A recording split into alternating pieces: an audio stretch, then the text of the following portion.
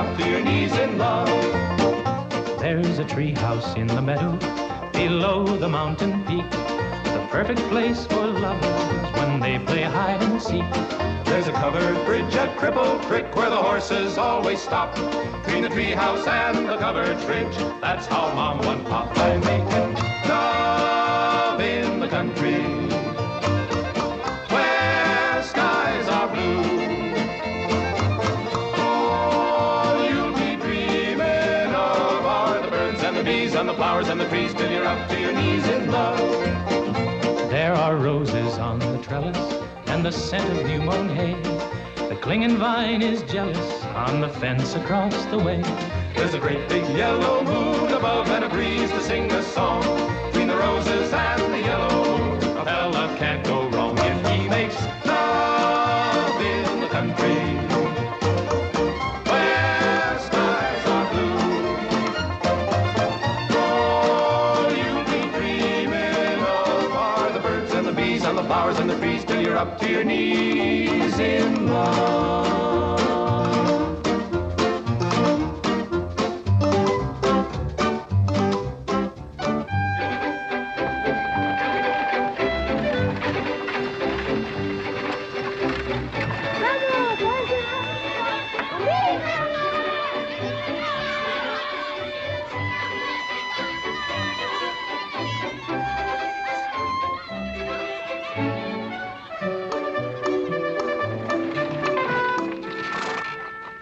Lord to goodness, not again.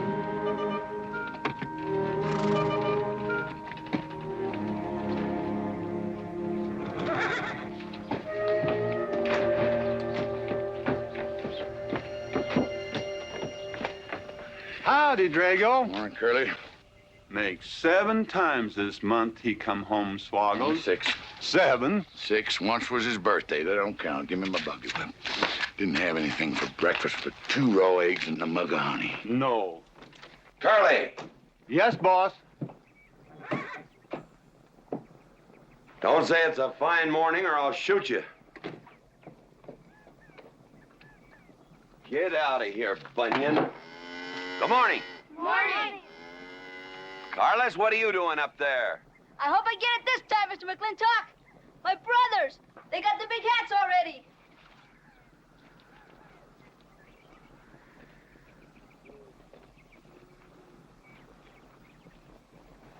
All right, let them have at it.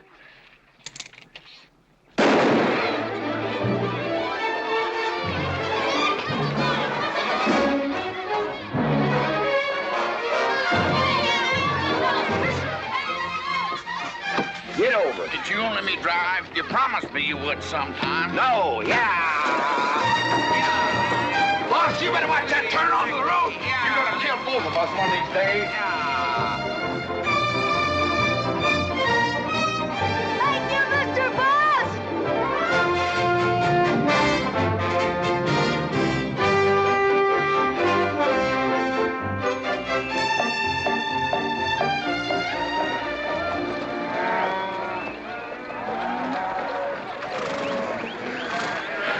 You got cattle in the back, boss.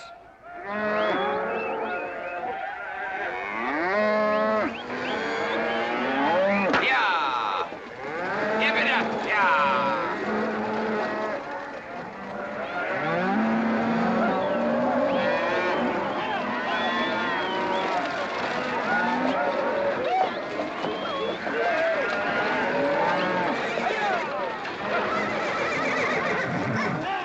Keep 'em going.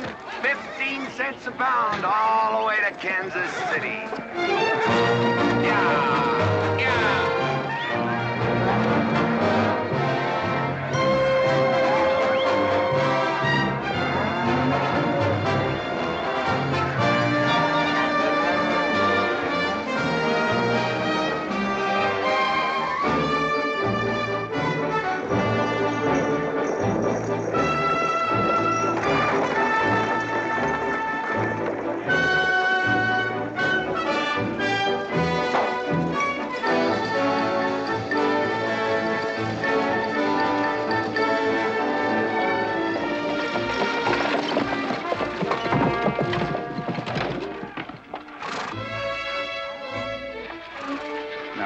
There's one old pensioner I wished you would pass up.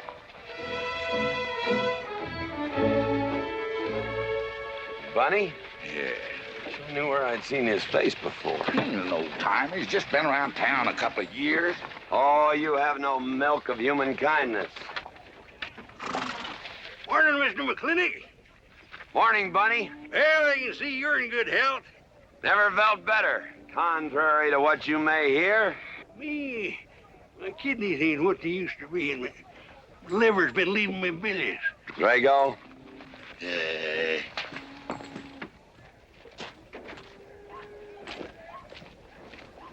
Hello, Ben.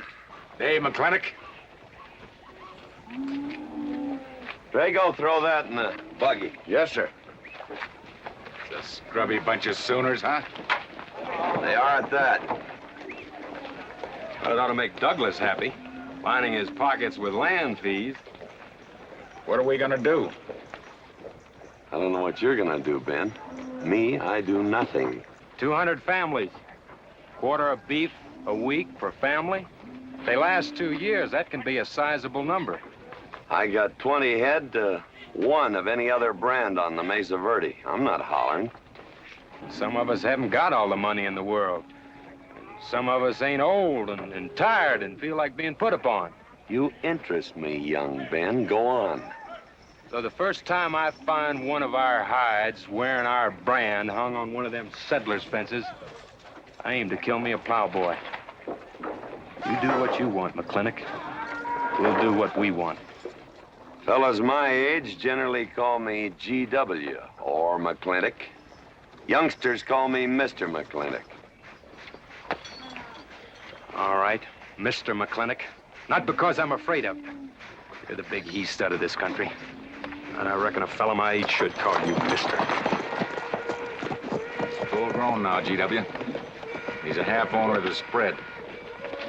I made him a full partner the day the doc gave me the long face. Well, you want him to vote the first time this territory becomes a state, don't you? Of course I do. These settlers get burned out, there'll be a lot of hollering that this country's too wild to be a state. We'll go on being a territory some more, with a lot of political appointees running it according to what they learned in some college where they think that cows are something you milk, Indians are something in front of a cigar store. I'm looking to you to hold young Ben down. I'll do what I can. Come on over to the house once in a while. We'll rack up a few hands of stud. GW, that'll be just fine.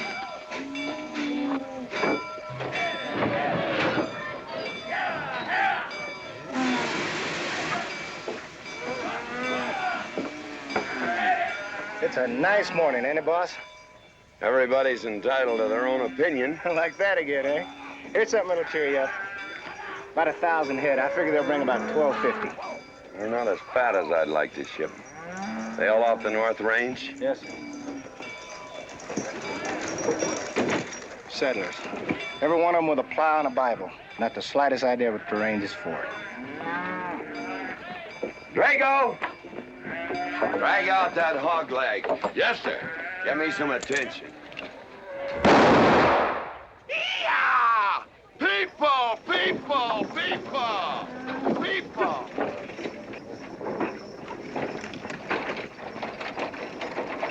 Come on, all of you. Gather around. People, come on. Gather around. I'm McLintock. You people plan to homestead and farm the Mesa Verde. Yes, sir. The government give us each 160 acres. The government never gave anybody anything. Some years back, a lot like you came in. You had a pretty good first year, good summer, easy winter. But the next year, the last rain was in February. And by June, even the jackrabbits had sense enough to get off the mesa. Folks, do you know who that is? That's McLintock. George Washington McLintock. I told him that, Douglas.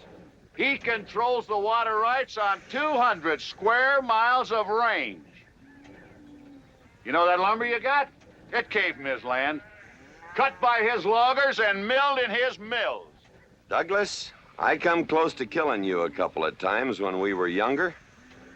Saddens me I didn't. Can you imagine a man who owns all that? Oh, and mines, too. I forgot to mention them. All that. And he's begrudging poor people a measly 160 acres. That right, Mr. McLintock? You begrudge us a little free land? There's no such thing as free land. You make these homesteads go, you'll have earned every acre of it. But you just can't make them go on the Mesa Verde. God made that country for buffalo. Serves pretty well for cattle. But it hates the plow. And even the government should know that you can't farm 6,000 feet above sea level. Any trouble, Mr. McLintock? No trouble, Jeff.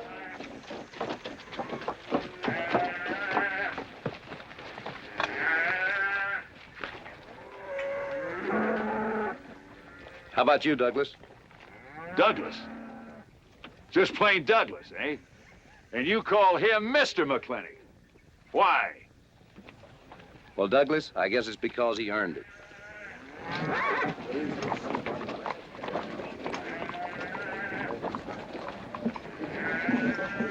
Mr. McLintock? Yeah? I'm a good hand with cattle, Mr. McLintock. I'd like a job. Well, you look strong enough. You come in with those Sooners? Well, yes, sir, but we don't have a homestead. Can't use you.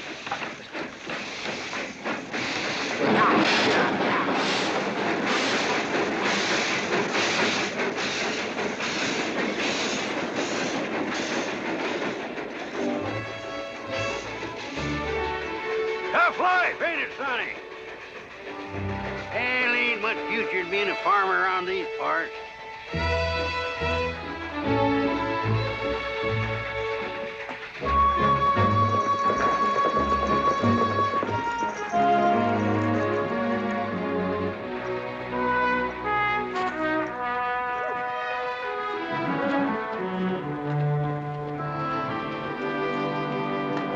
Ladies, this is the finest Chantilly lace available anywhere. Chantilly, Mr. Birnbaum. Well, believe me, it's the best. Oh, excuse me, please. Look around. Take your time. Drago, I got 1,000 Havana cigars and 12 of those hats for you over there. Them fair big hats ain't gonna last long the way some folks have been dipping into that red eye these days. Uh-oh. Good morning, GW. Good morning. I stole some stick candy. Please, help yourself. Come on in. Davy, you can forget about saddling up the horse. Come in here. Problem? Yes. Well, if I were blacks, I'd move Queen's Bishop to King 4. Yeah, you might be right. You know, I was just starting to work this out when the letter came. Letter? It was... What happened? Don't you want it? Morning, Mr. McLintock. Morning, Davy. You being here saved me a trip. Oh, that hat and suit of clothes you picked out for my birthday? Well, instead of this cowboy hat, I'd like to have this one. If it's, all right with you, sir. Oh, that's all right with me, Davy. Of course, that looks like the kind of a hat a fella'd wear down Main Street to start a fight. Oh, I don't need a city hat for that. All I have to do is walk down the street and some wiseacre will call me an Indian, and just like that, the fight's on. Davy, the letter, it's for you. And you are an Indian. Yes, I know I'm an Indian. But I'm also the fastest runner in town. I've got a college education, and I'm the railroad telegrapher. But does anybody say, hello, college man, or hello, runner, or hello, telegrapher? No, not even hello, knothead. Davy. It's always, let the Indian do it. Will you go out in the store and help the ladies? All right. I'm also bookkeeper, part-time clerk. Always let the Indian do it. The lady brought that out here this morning, asked for it to be taken out to the home ranch for you. Handsome lady, kind of tall with red hair. Called me Mr. Birnbaum, just as if she'd never seen me before, and as if that veil that covered her face would keep me from recognizing her. I thought she was in New York or Europe or someplace. So did I. Jake, you better throw on a couple extra cases of the boss's favorite bourbon. That stuff sure gets used up fast out at our place. Which reminds me, you better start tapering off. Catherine's in town. Katie?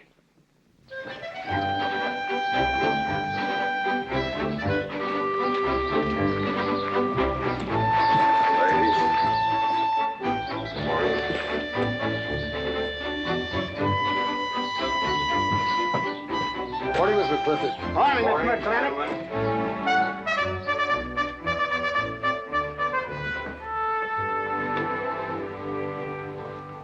Good morning.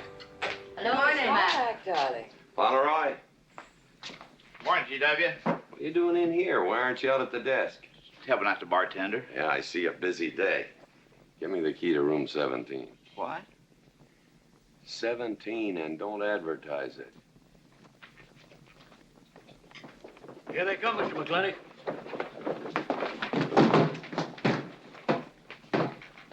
Set 'em up. Beer, whiskey. Day off? Off day. Wonder what he's so preoccupied about. Haven't you heard? No, what? Katie's back in town. Katie? Yes, dear. The social arbiter. Well, hi, Sonny. Good morning. Oh, He sure is a quiet one. Mr. McLintock? I don't want to bother you. I'm sorry, boy. I told you, no job.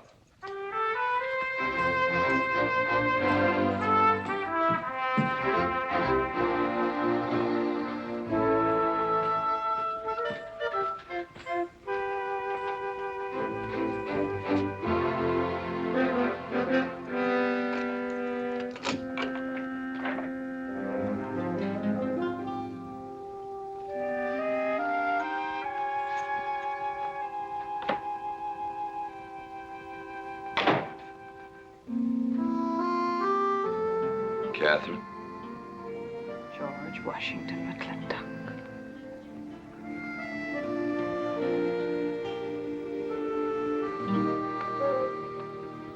I thought you'd want this.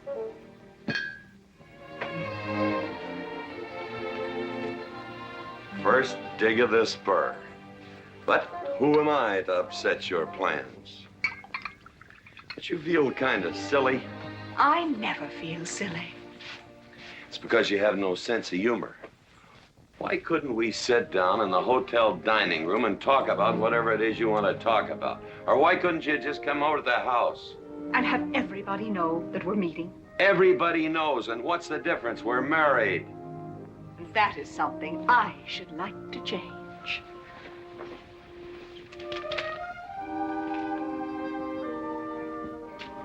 You know the answer, Katie. That isn't why you sent for me. Let's get to the rat killing. That's just the kind of remark that's always endeared you to me. Let us open the discussion. Very well. Our daughter is coming home in a few days. Rather, she's coming here. It was just a slip of the tongue that made me refer to this ugly hamlet as home. Our daughter. Is it so hard to say her name? It's Becky. Rebecca! I hate that name. Anyway, she's coming home. And I hope to persuade you to let her live with me. Part of the time in the capital, part of the time in New York, and, of course, Newport during the season. You're whistling in the wind, Katie. If she stays here, she'll become just as crude and as vulgar as all of this country. And if she goes your way, she'll be all show and no stay. Oh.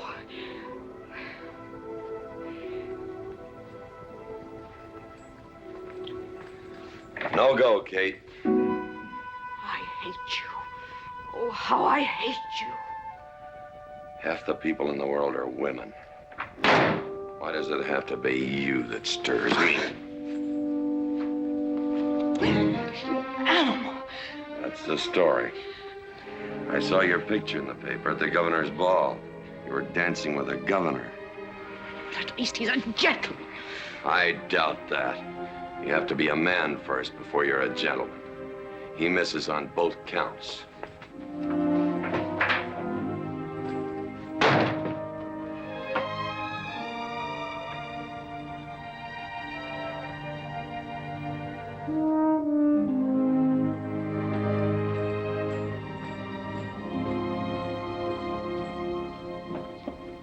Hey, Sonny, you gonna ask him again? Nope. Hey, boy, you gotta pocket your pride. You gotta beg.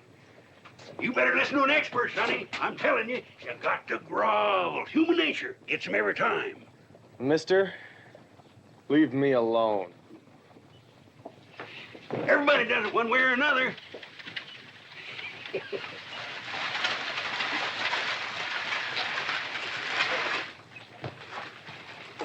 About that job, Mr. McLintock.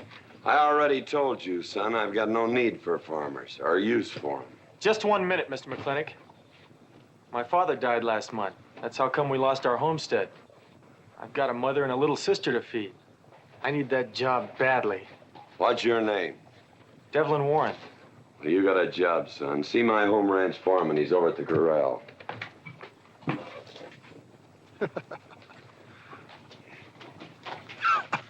Step down off of that carriage, mister.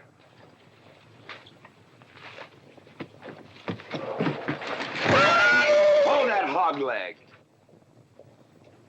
I've been punched many a time in my life, but never for hiring anybody. I don't know what to say. Never begged before. Turn my stomach. I suppose I should have been grateful you gave me the job. Gave? Boy, you got it all wrong. I don't give jobs, I hire men. You intend to give this man a full day's work, don't you, boy? You mean you're still hiring me, Mr. McLintock? Well, yes, sir. I mean, I'll certainly deliver a fair day's work. For that, I'll pay you a fair day's wage. You won't give me anything, and I won't give you anything. We both hold up our heads. Where do you live? The settlers' encampment, down by the mine. That's your plug? Yes, sir. Well, hop on him, and we'll go get your gear.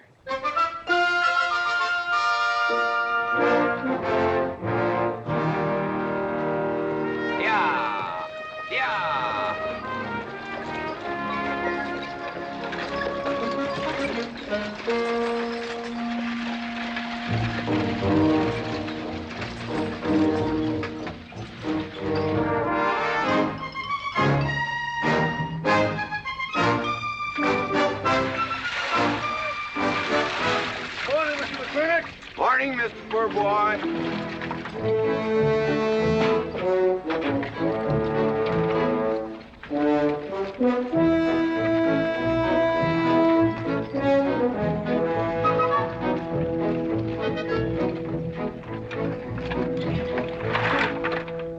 I'm sure that all you fine people are interested in knowing just what portion of this new land will be your new home.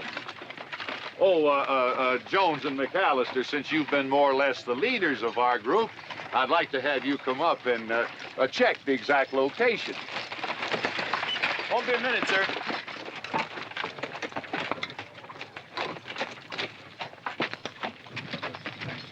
Go after that boy and give him $30. Tell him McLintock pays these riders a month in advance. From the looks of things, they could sure use it, too. Oh, Mom? It's Mr. Drago. More. Well, and what do we owe this visit from the cattle baron? I've got a touch of hangover, bureaucrat. Don't push me. Oh, backman!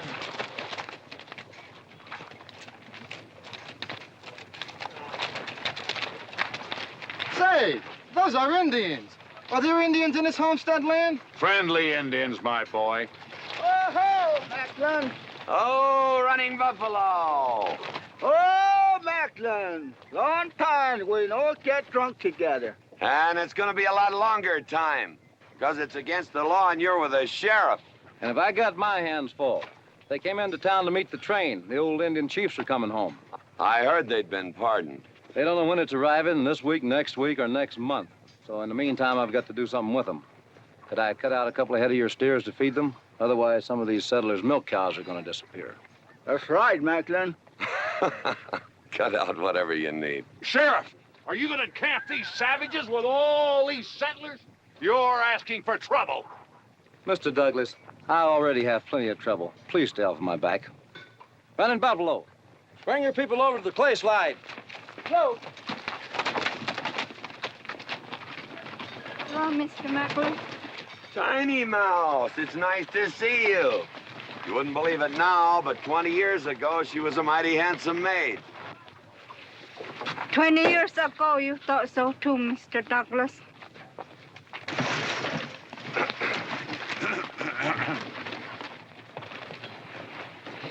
It was just like this. I had a dead beat on old running buffalo, and my sharp 50 caliber misfired. That was back in that trouble in the 40s. Remember? I remember. Hey, you want to tell you something come directly from heaven? No.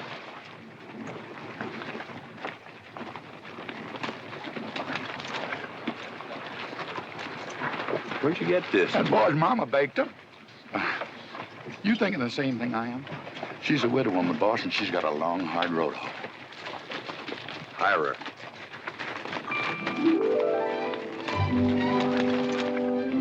I always said you had a heap of sense. Mr. McLintock, this is my mother. Your mother? And my sister. Pleased to meet you, Mr. McLintock. Ma'am, this here's my boss, and he has few choice words to say about your biscuits. Yes, Mr. McLintock? Well, they're great.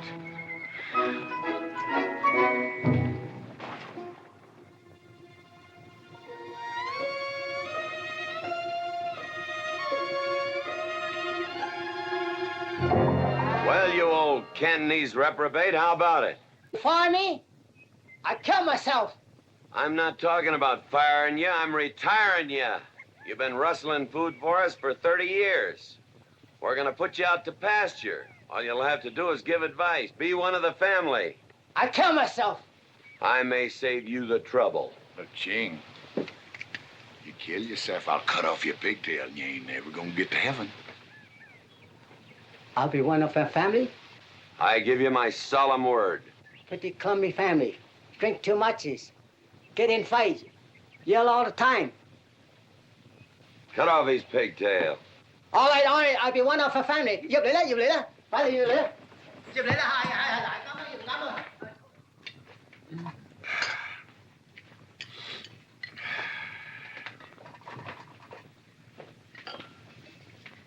I hope everything is satisfactory. This is such a big house, it'll take me a while to get used to things. Now, please don't hesitate to tell me if anything is wrong. No bird's nest soup. Otherwise, just fine. Everything went nicely. Who's Finally, heaven, fine. ma'am? Best apple pie I ever had. Curly's right, ma'am. Hated to leave that last bite. Shall we celebrate with a drink? Carlos, come in and help me with the dish. Alice, you want to help too? Yes, Jacob. All right, pitch in. Now, I'll wash and you kids can dry. Is that good here?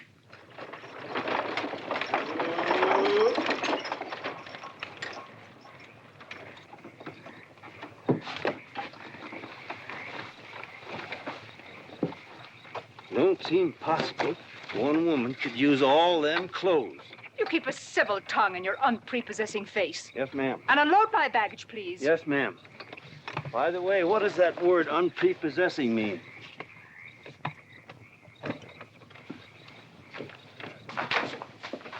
Miss McLintock. Oh, hello, Carlos. Run and help the driver with my luggage. I couldn't trust anyone else in this house to do anything correctly. Luggage? Give him a hand, Curly. Yes, boss. Mr. McLintock? Are you moving back in? Yes, but nothing has changed except my place of residence. And I'd be willing to put up with savages rather than be denied the company of my daughter. And I'm proving that by moving in here. Mr. McLintock, since it's my first day, would you excuse me if I, Go ahead. Oh, Catherine, this is Dev Warren. He joined the outfit today. Please, ma'am. Thank you. Well, how refreshing. A polite young man here. Where did he come from? He's a farmer. A farmer? Well, I'll be doggone. Kate, welcome home. What on earth are you doing in that idiotic-looking outfit? And don't you dare call me Kate. That's my butling suit. I'm butling for the boss. And I'm sorry, Catherine. That Kate kind of slipped out from the times I remembered you as being nice people.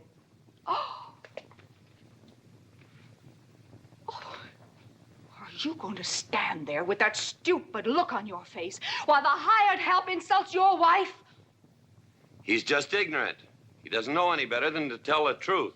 And I can't help this stupid look. I started acquiring it as you gained in social prominence. Mrs. McLintock? Where do you want I should... What?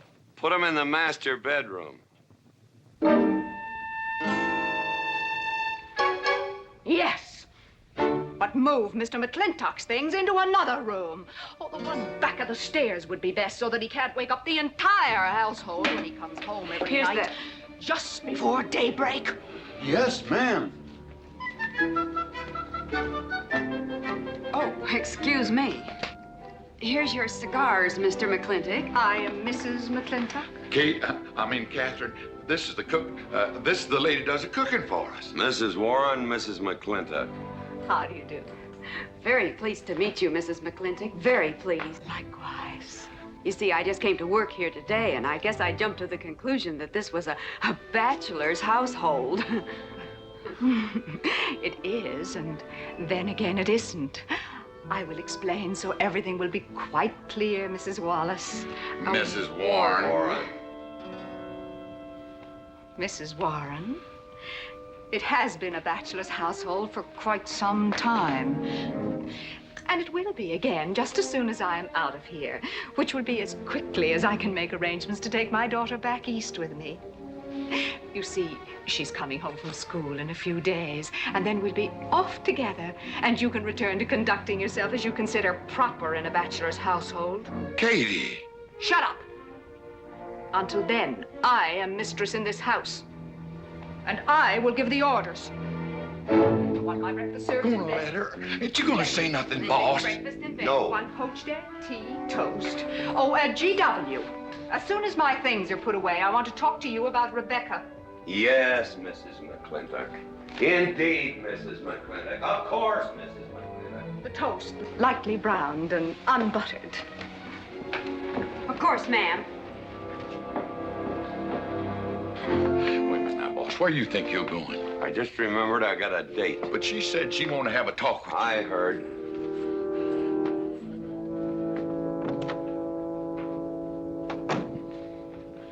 Good evening, Lem. Good evening, Mr. Mack. Yep.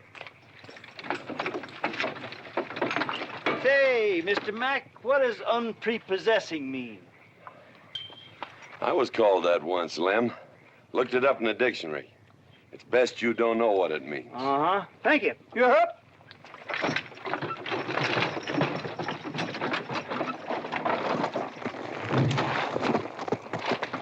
Hey!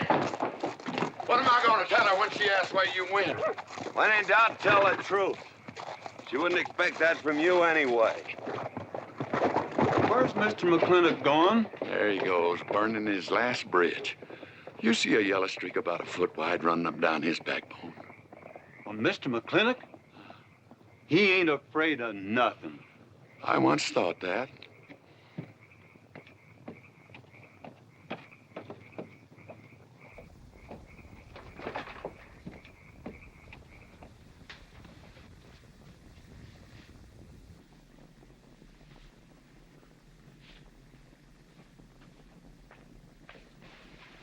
Drago? Yes, ma'am. Was that, He took off, lit out. I told him I wanted to talk to him. Yes, ma'am, I was standing right over here when you said it, and I was standing right out there on those front steps when he walked up to a horse, grabbed a hunk of mane, stepped up on him, and sunk spur. Where did he go? Last time I saw him, he's going east, but you know him, he's liable to go north, south, or west. Get me a carriage. Yes, ma'am, but But what? maybe you shouldn't follow him into maybe where he's going into. What does that mean? I don't know, but I wish I hadn't said it. I'll just get the carriage. Yes, ma'am.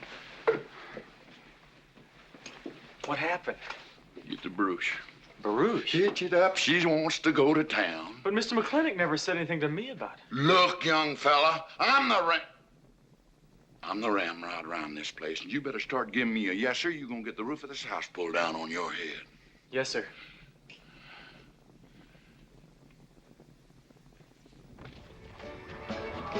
Hello, Davy. Hi, Mr. McLintock. New broom, eh? Big clean.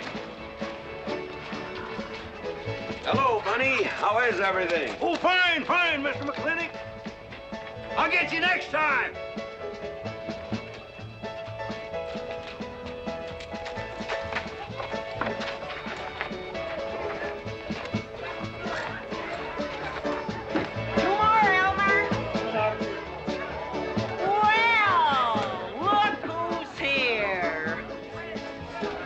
Be Mac. Same as usual? Ladies. Evening, GW. Jake? Wrong move. What? Chess problem. Queen's in danger.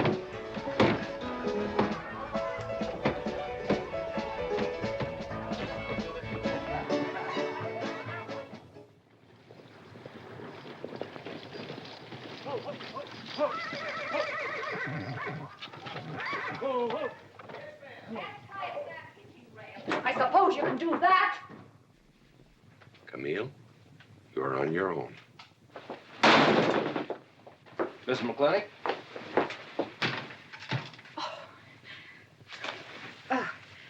I'm Camille. Camille Reedbottom. I'm learning the game of chess. Thought it would give me something to pass the time. See, I have nothing to do all day long, and I just remembered something.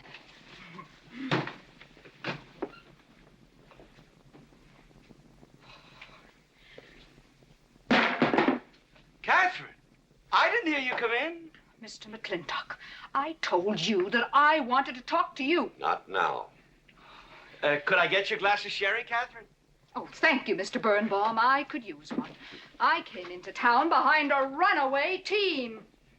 Drago never could handle horses. It was that young man whose mother pretends to be your cook. Catherine, your wine. Oh, thank you, Mr. Birnbaum.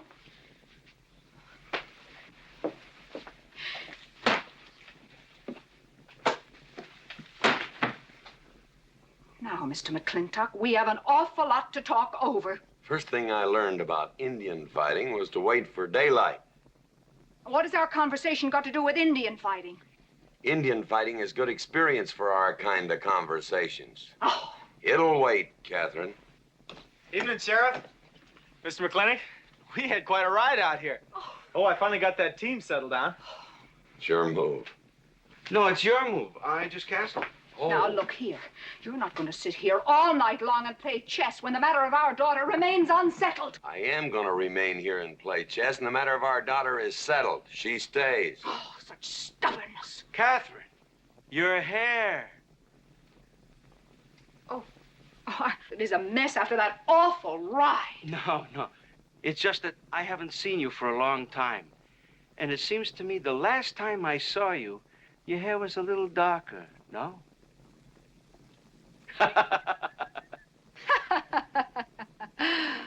It's a funny thing that tricks a man's memory will play, huh? Mr. Birnbaum, I think that you've completely lost your mind. You have done something to your hair. I have not. If I had, it'd be none of your business. I'm certainly not going to put myself in the place of those blondine trollops that you seem to prefer. Take it. Huh? Oh. Fill it. Oh.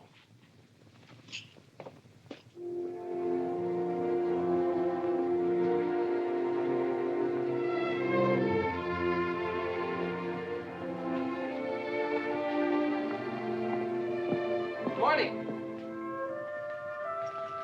You fellas still at it all night? McLintock never quits. But a Birnbaum has to. Besides, the game is over. You got me. Oh, no, Mr. Birnbaum. You still got a good game. Oh, you play chess? Please, take 'em.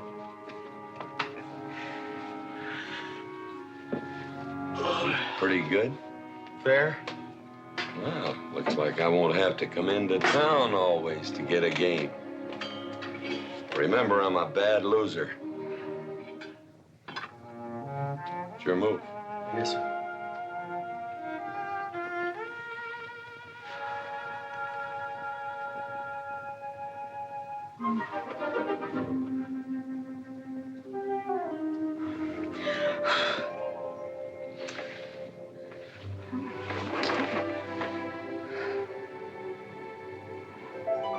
Good morning.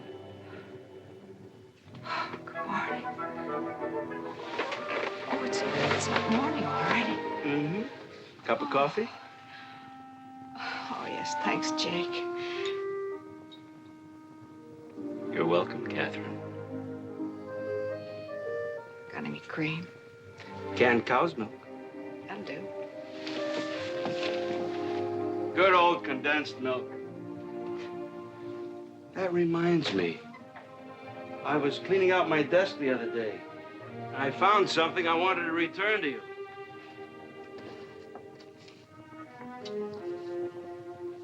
Here it is.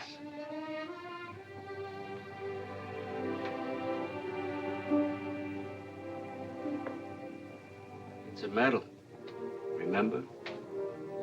From the President of the United States of America to First Sergeant Michael Patrick Gilhooly for bravery above and beyond the call of duty. It's your papa. Reminds me of the first time I ever saw you. It was over 17 years ago. You walked into my store, not much bigger than the bundle you were carrying. And in the bundle was the most beautiful baby I ever saw. And was she hungry? You walked all the way from Superstition Creek just to trade me that medal for a case of canned milk.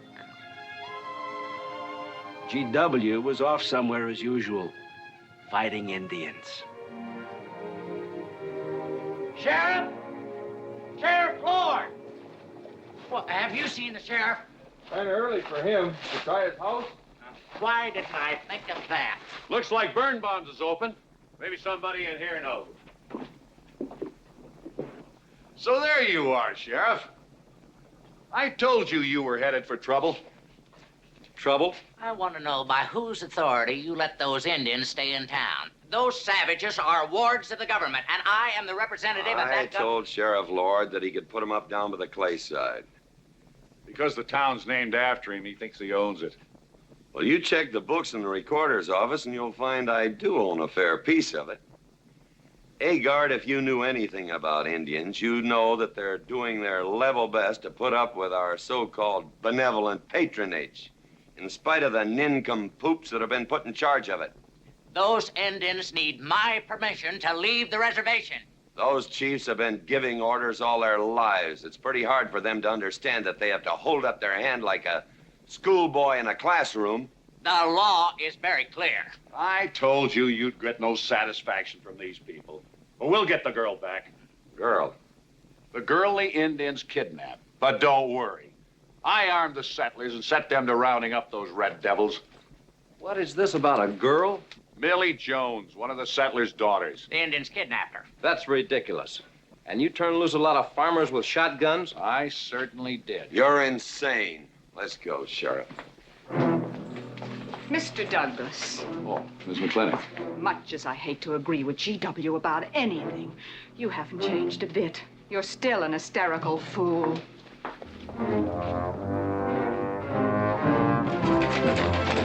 Coming to town, I got worried. What about? Thought maybe Katie shot you. Not yet, Drago, but it took restraint. Wait a minute. You better take Agard along. Not that he'll be much help. Drago, put him on the horse. Just a minute. Well, I'll drive. Yes, sir. Agard, what are you doing? Agard, this is serious. Stay with him, Agard. Stay with him. Agar, will you stop showing off and getting this buggy? Mercy. Mercy. That horse is a little green.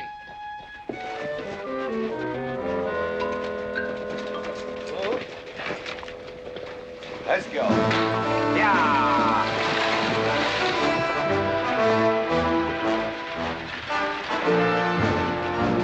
Just where do you think you're going? Don't use that range, boss. Tone of voice with me.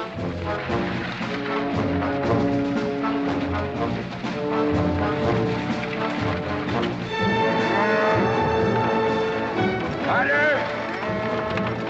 Headed for Mr. Poor Boy's mine. Mount up some riders. Right, boss. You heard the man.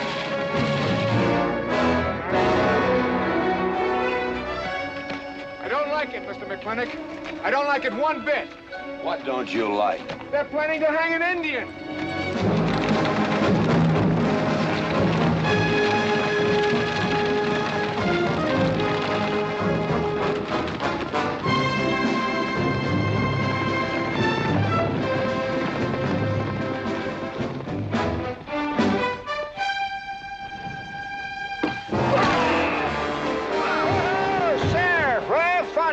Where's the whiskey? Hold that! Not so fast, Mr. Boss of the whole country. Unless you want to wear a big hole in your middle. How long is GW going to let that cheechawker push him around? That cheechawker has a sawed-off shotgun. How do you know she didn't wander off someplace or meet some fella or something? What are you saying? That I didn't raise my girl right? That she'd wander off all night with some man? There's a lot of things I'm not saying to you, mister. Well, you got a sawed-off shotgun in my middle. But how do you know this Indian had anything to do with it? She's gone, ain't she? She's gone. Pa! Pa! I'm over here! Pa! Been looking for me, Pa? Where you been, gal? Young Ben took me for a sunrise ride, and the horse wandered away. You come down over there. But, Pa! She's telling the truth, Mr. McLintock. We wasn't doing nothing. Well, that's not important right now. The important thing is that you don't draw that hog leg, or this'll be worse than Dodge City on Saturday night. You get on, back to the wagon. I'll tend to you later. Now for this young whippersnapper. Now, no harm has been done. And young Ben here is one of the nicest boys in the territory, so just put down that shotgun and I'll let's teach forget him to fool with Mike. Now, we'll all calm down. Boss, he's just a little excited. I know. I'm going to use good judgment. I haven't lost my temper in 40 years. But, Pilgrim, you caused a lot of trouble this morning. Might have got somebody killed. And somebody ought to belt you in the mouth. But I won't. I won't. The hell I won't.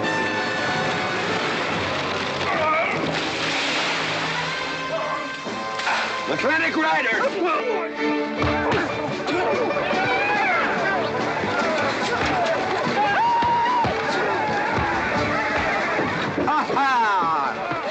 Oh, Martin! Hey, Buster! Remember me?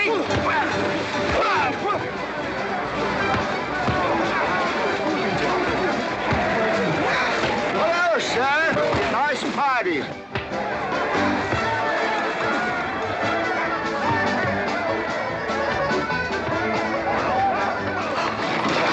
Do you think you ought to? I ought to what?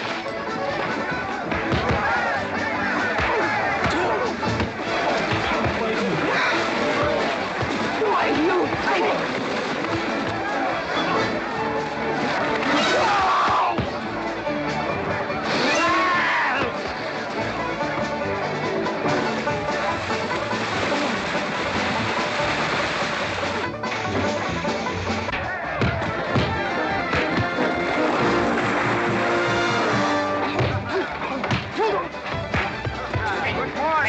I want to work with you. Hey, just a minute. What are you doing? My glasses. Hey, now stop this or you'll be sorry.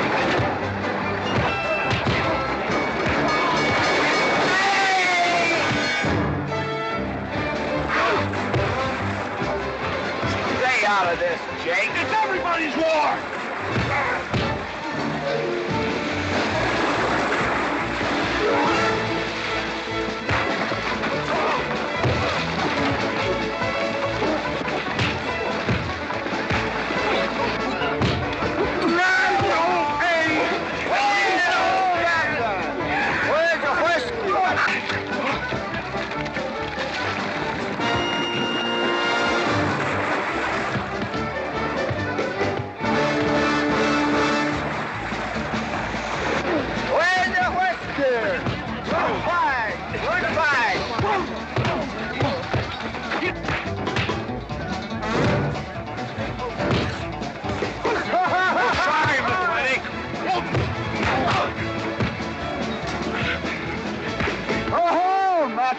Thanks.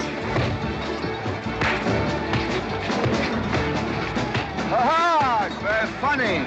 Yeah, very funny.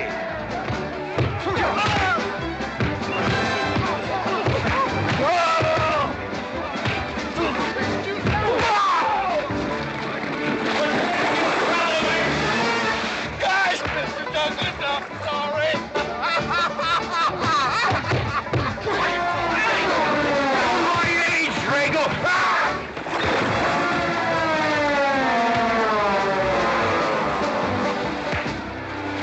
Hey!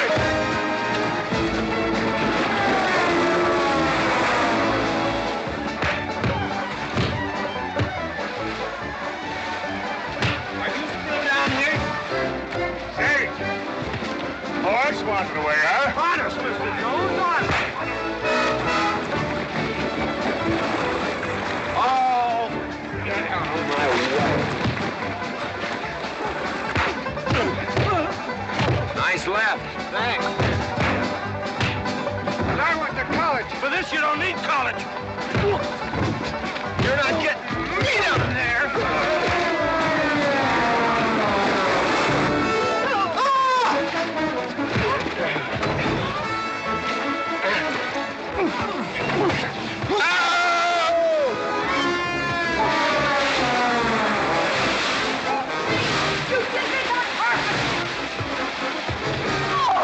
Why, McLintock, you big...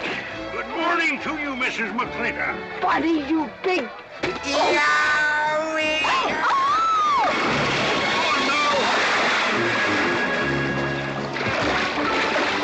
G.W. McLintock, you big bacon clumsy!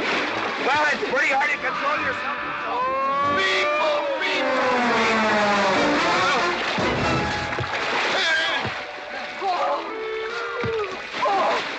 Oh, Macklin! Oh, Macklin! What's party? But no whiskey. We go home.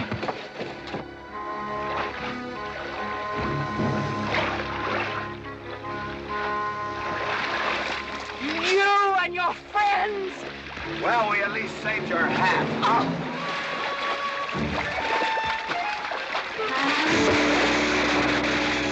Where is everybody? Oh, for heaven's sakes.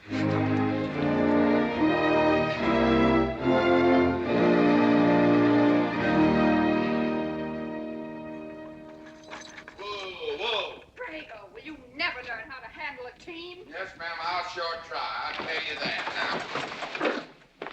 now. Crummy family. You want to lose your pigtail? I lose face. Lousy lot of tips. You want to lose more than that? Kate, Yes? we could be a big help to one another. Like what, may I ask? Well, we could wash the mud off of each other. We used to have quite good times doing that sort of thing. There are a lot of things we used to do. Good night, Mr. McLintock.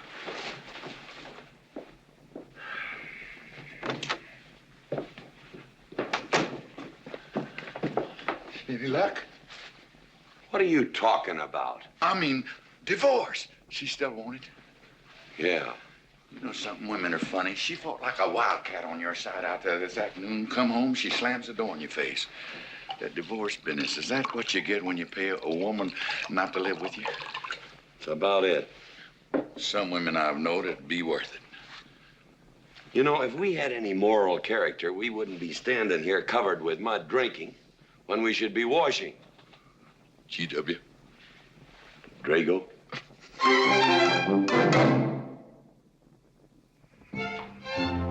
Miss Warren, these biscuits. Oh, thank you, Drago.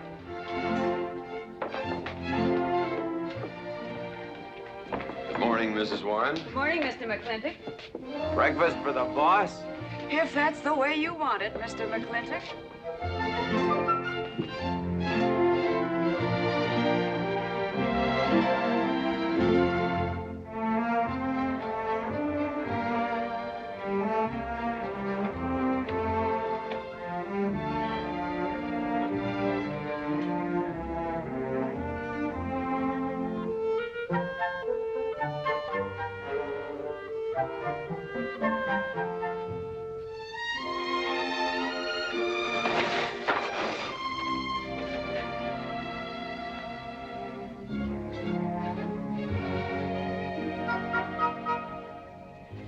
One poached egg, tea, toast, lightly browned, and Why, Mrs. McLintock, you have a black eye. I do. Ooh.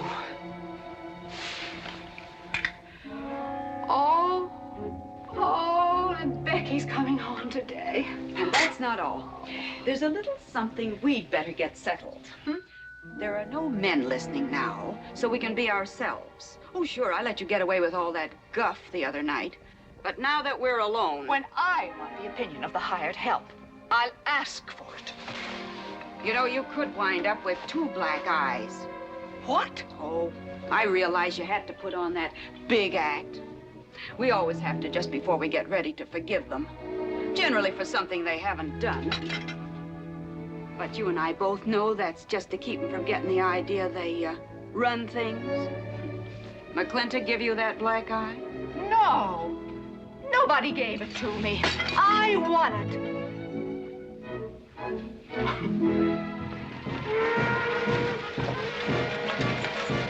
Morning, Davy. Morning, Mrs. Beach. Mr. Beach.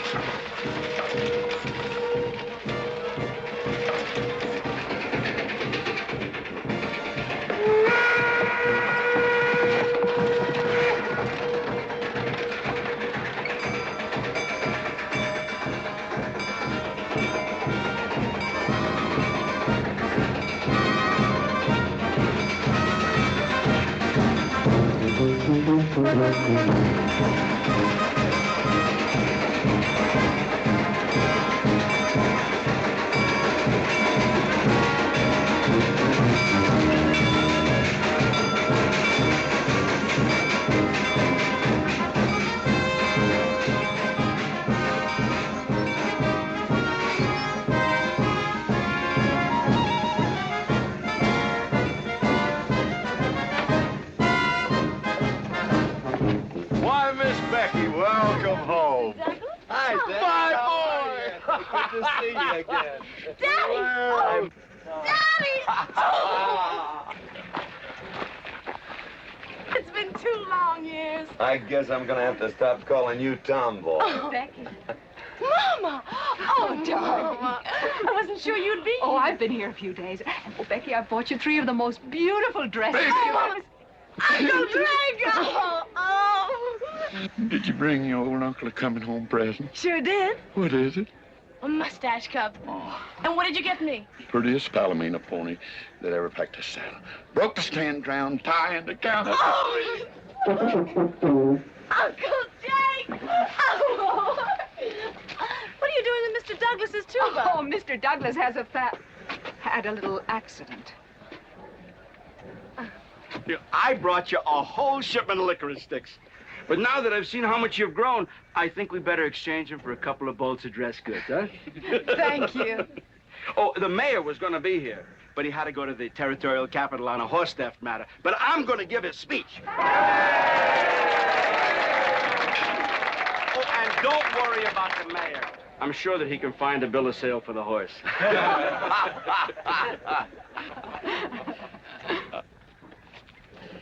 Ladies and gentlemen, we are here to welcome the fairest... What am I doing? We are here to welcome back the prettiest girl that was ever born in McLintock, or in any part of the territory.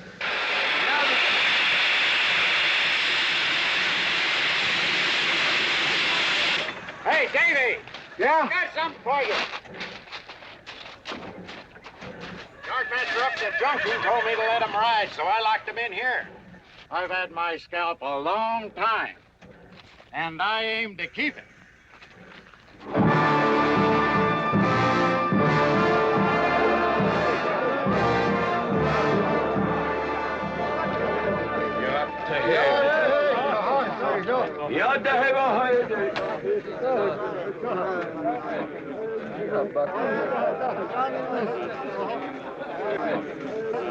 And now she's come back to us. Gone are the pigtails, but the freckles are still on the prettiest face that was ever born in McLintock.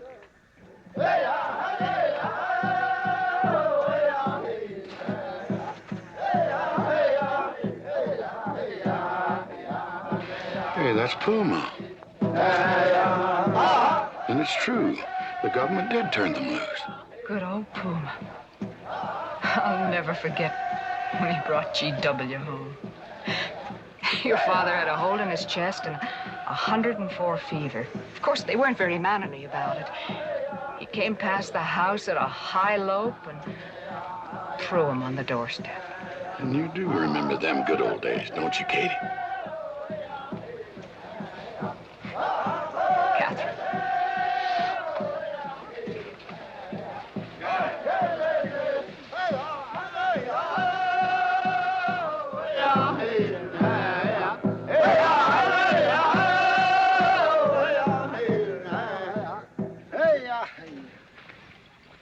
Yatta my friends. Yatta Puma, honored enemy. Does big McLintock forget? Also blood brother. No, I'll never forget that. All wound. Does it hurt still? I feel it when it comes on to rain. An inch higher and I wouldn't have had to worry. Our big McLintock, that was remembered fight. We return with news. Our people have more trouble. You see, I learned good English now, big McLintock. Learned in white man's jail. But we would have you talk our cause at government hearing. I understand that Governor Humphreys is going to preside at that meeting.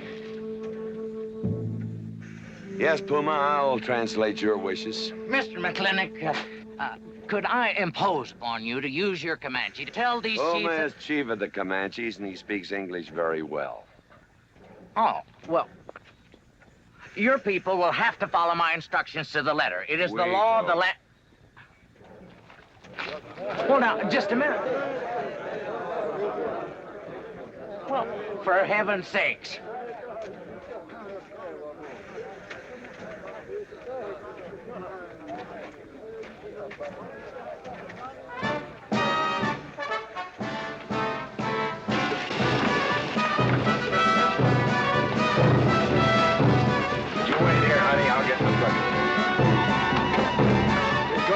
Party? Surely. Will I see you there, Beth? Of course, Davy, and you can have the first day. Sis? Don't want any sister of mine talking to strangers. Davy's not a stranger. He clerks in burn barns. He's an Indian.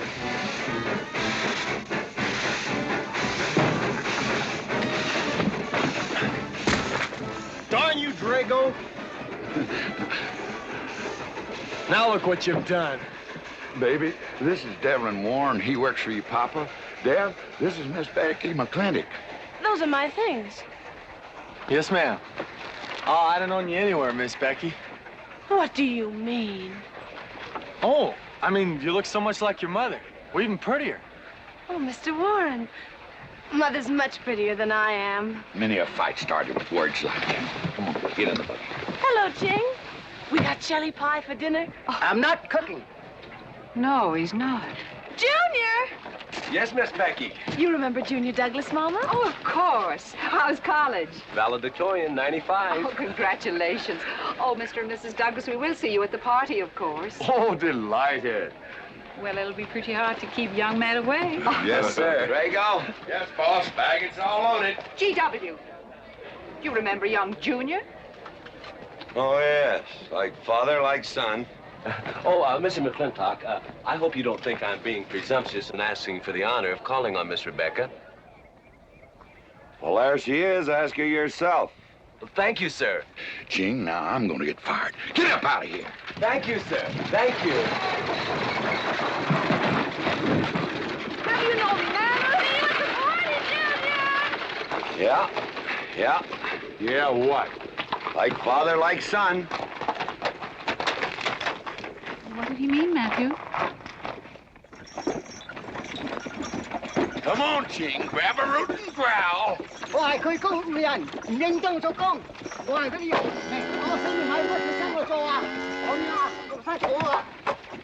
you're doing a good job, Miss McLintock. Thank you, Miss Flora. Deb, when you're finished there, go over and help Drago with the beer cakes. Yes, Mom. Deb, could you come and help me a minute?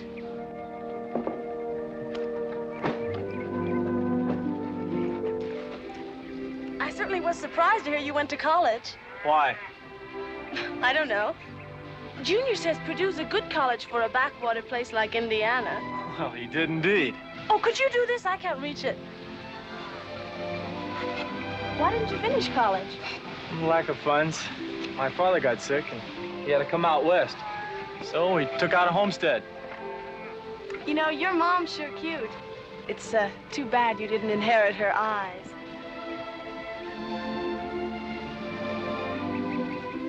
Well, you'd been lucky if you'd inherited a few things from your father.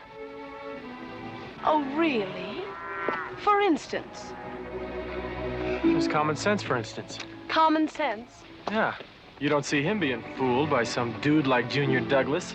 Junior's not a dude. He's nifty. This needs a woman's touch. And besides, he got a letter at college. What sport? Glee club. Very strenuous. Don't you dare hug me! Oh! I have no intention of hugging you.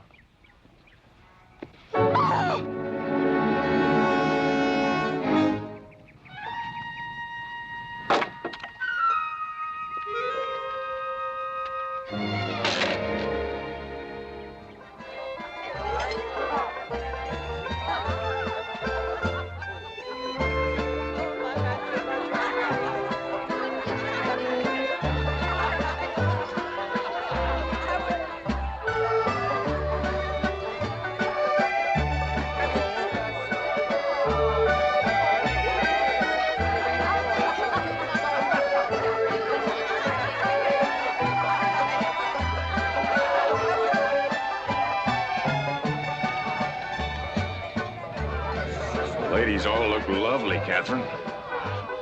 You know, this is a real fine party. Oh, thank you, Ben. Of course, we had to invite everybody.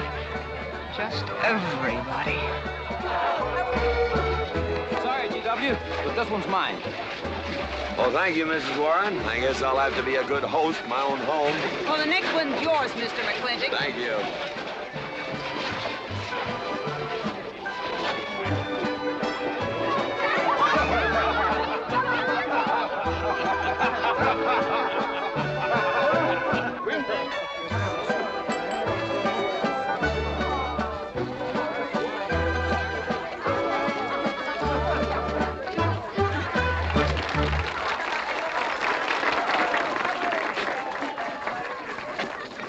Drago, go and do what I told you to do. Oh, Katie. Catherine, do as you're told. Oh, Drago, do this. Drago, do that. Yeah! People! This Douglas feller. Drago! Yes, ma'am. Matt Douglas, Jr. is going to bring you folks some of the latest terpsichorean dance steps, brand new, brought by him directly from New York City. All right, Mr. Fiddler.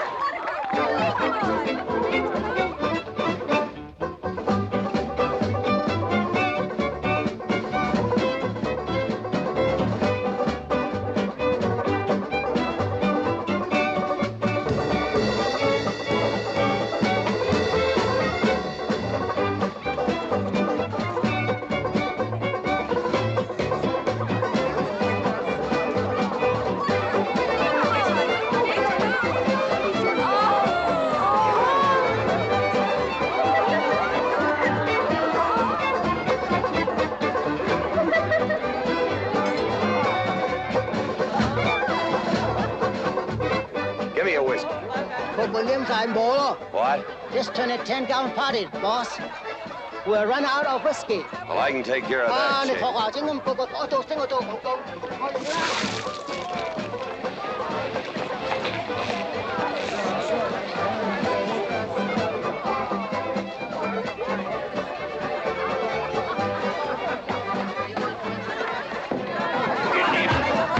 Indian.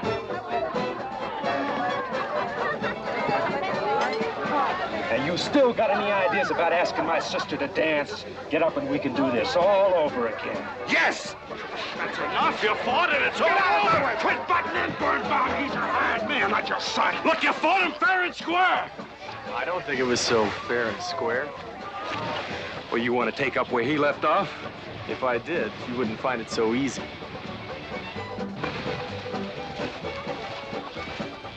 Now we've had enough of this. Well, when are you gonna quit walking away? Just as soon as we're out of sight of the party. A little lesson I learned back home, don't fight in front of women. Well, we're out of sight now, so we are.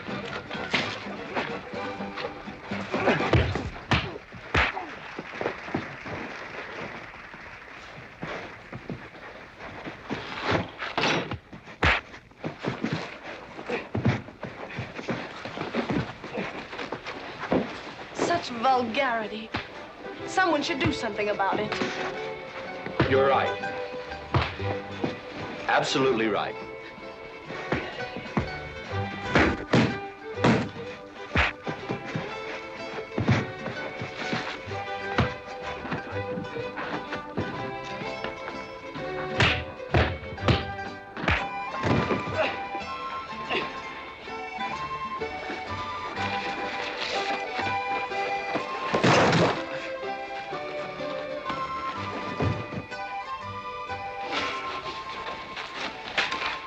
You all right, young man? I'm all right, Mr. McLintock. Pretty fancy fighting for a country boy. 2 years at Purdue, Mr. McLintock, on the boxing team. I never thought any farmer could whip me. But you sure did. Better get him cleaned up. Get him some water, Jake. Yeah.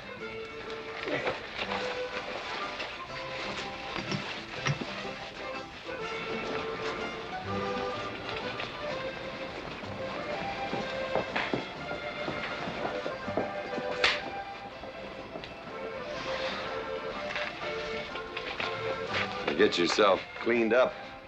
Go ask that girl for a dance. Who? Oh!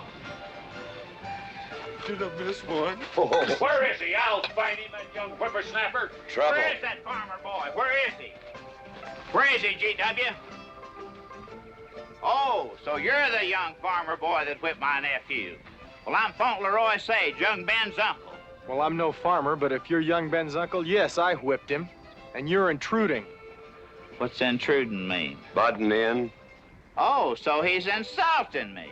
Well, then I got another reason for walloping him besides, on account of him thrashing my nephew, young Ben. Fauntleroy, you can't get mixed up in these youngsters' quarrel. Family honor. I can't have said a farmer whipped a sage. You're twice his size. Don't let that bother you, Mr. McLintock. Mr. Fauntleroy insists. I'll just have to teach him the same lesson.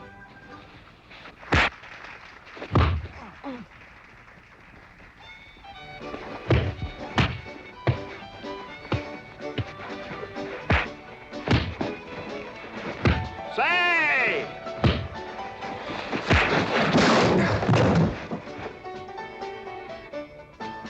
Sorry, young feller. Hate to have to do that, young fella. No hard feelings. Not yet. Not yet what? I mean, that isn't all. Now, wait a minute. Fauntleroy, we're gonna make this a fair fight. Of course we are. Of course we are, G.W. There'll be none of this. I wouldn't do that, G.W. You wouldn't do... No, I wouldn't do that. And Dev, I don't want you kicking Fauntleroy in the knee. He didn't do no such thing. And none of this nose twisting. He's all yours.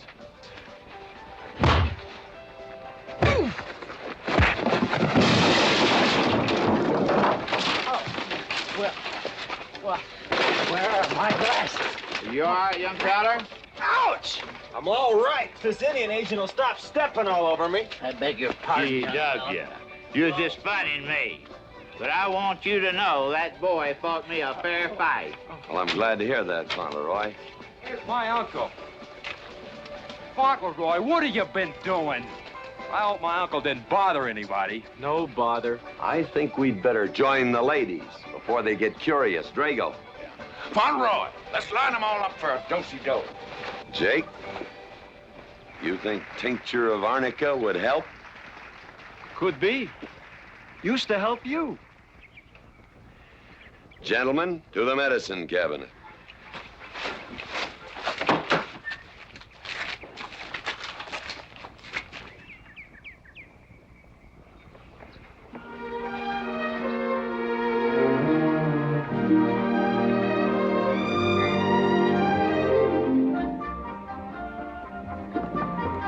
Good morning, Drago. Morning, baby. You seen Daddy? Took over early this morning with a scattergun over his arm. Went hunting.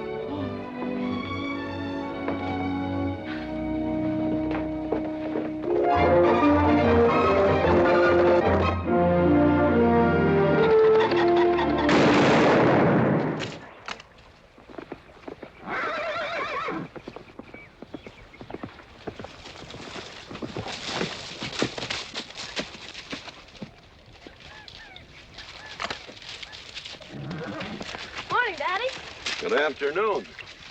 I'll get you out so early. It's something I have to get straight in my mind. Yeah? What? Mama?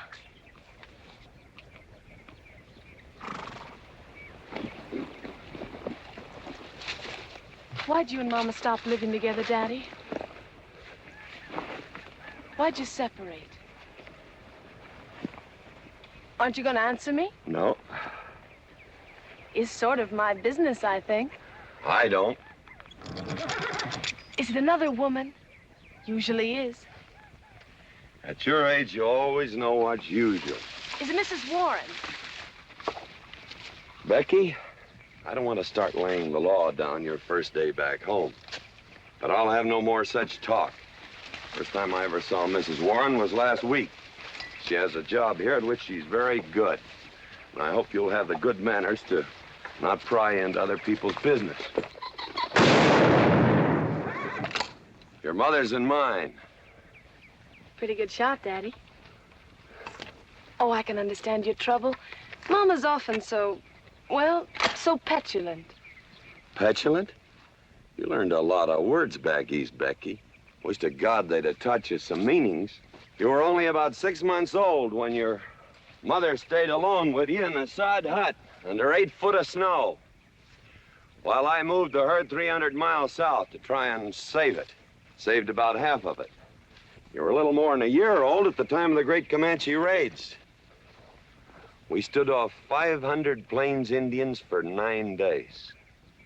Petulant, Becky? I think you better go on home. See that Ching gets those birds.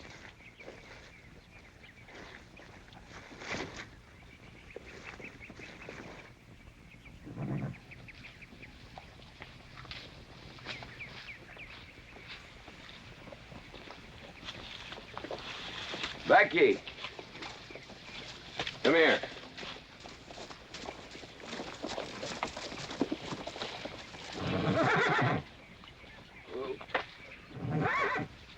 There's something I ought to tell you. Guess now's as good a time as any. You're gonna have every young buck west of the Missouri around here trying to marry you. Mostly because you're a handsome filly. But partly because I own everything in this country from here to there. They'll think you're gonna inherit it. Well, you're not. You're gonna leave most of it to, well, to the nation, really. For a park where no lumberman will cut down all the trees for houses with leaky roofs. Nobody will kill all the beaver for hats for dudes, nor murder the buffalo for robes. What I'm gonna give you is a 500-cow spread on the upper Green River. Now, that may not seem like much. But it's more than we had, your mother and I. Some folks are gonna say I'm doing all this so I can sit up in the hereafter and look down on a park named after me. Or that I was disappointed in you. Didn't want you to get all that money. But the real reason, Becky, is because I love you. And I want you and some young man to have what I had.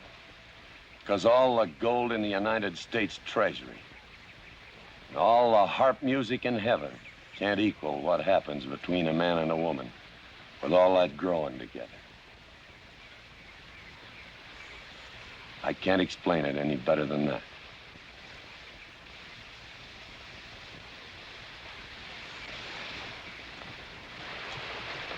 All right, Daddy. Becky.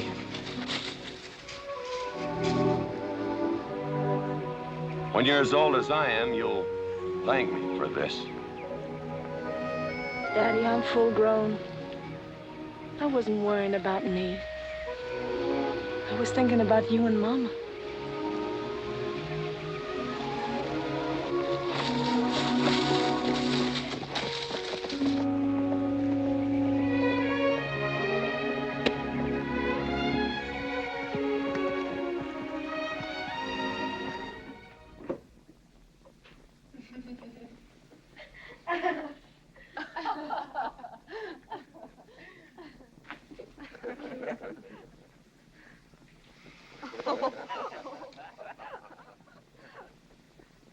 Oh.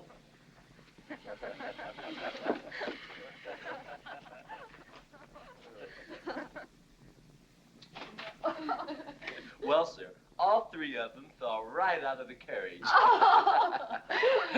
Well, it's getting rather late, Becky. It's bedtime. Oh, Mother. He brought this. He must have intended to use it. Oh, well. Sing us a song. Well, if you really want me to. Gosh, I haven't played in You quite know just right for me. Sure. It's the rage now. Oh. Oh. Dev, what are you doing? Oh. I just thought I'd get another cigar. Well, you've got one in your mouth and two burning in the tray. Not move. Fellas want me to play all the time. You're cuter than a baby steer and softer than a mouse's ear. I want the whole wide world to hear. You're just right for me. You're sweeter than... Oh, no, not that rhythm, Junior. Do it the way they do at the plaza. I know the words. Sure, Becky. Will you sing with me? Of course. All right. I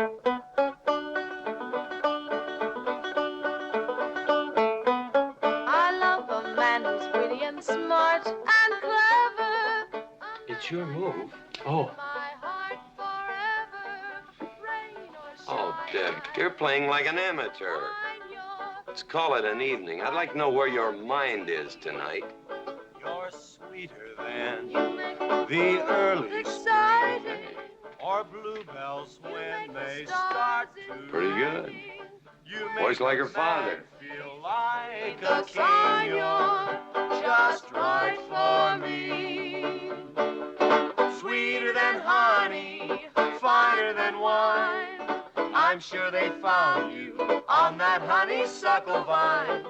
I would melt in your embrace. You disappear without a trace. To die like this is no disgrace. This is the time. This is the place for you. Just Right for me.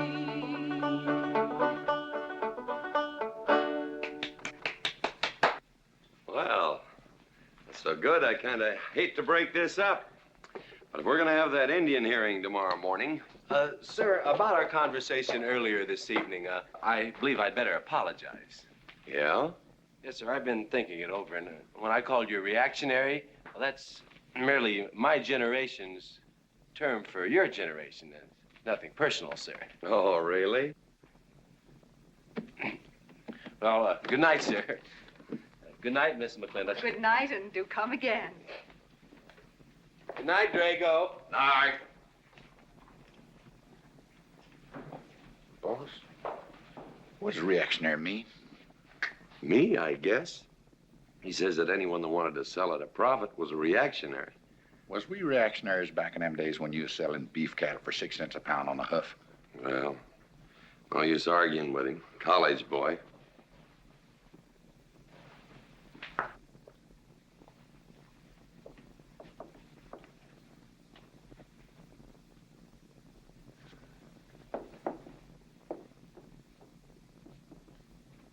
Devlin Warren, if you was my kind of man, you wouldn't let some dude walk off with the prettiest girl west of Denver without putting up some kind of fight. Does it show? Well, what can I do? I'm just one of her father's employees. I'm just a hired hand around here. Every so often, Dev, you spill the strangest ideas. Everybody works for somebody. Me, I work for everybody in these United States that steps into a butcher's shop for a T-bone steak. And you work for me. There's not much difference. Daddy, the most terrible thing just happened. Junior's horse ran away. The one he rented at the livery stable. Tied up a rented horse by the reins. He's probably back in the stall by now. I think we could get Junior something that he can ride. What I'd rather do, Daddy, is drive Junior home in our barouche.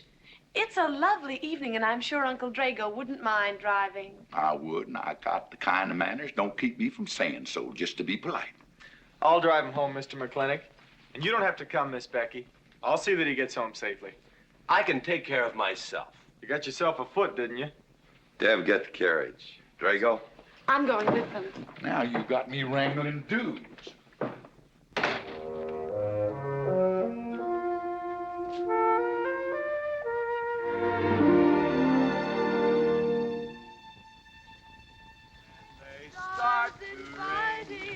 You make a man feel like a king. You're just right for me. Miss Becky, somebody better help me watch the road. You know, I'm new around here. Might take the wrong turnoff. Devlin Warren, you know there isn't a turnoff between here and town.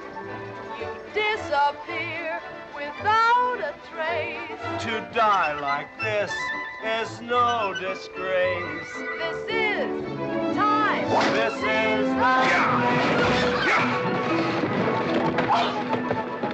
Devlin Warren, what are you trying to do? Kill us? Rather have your friend drive?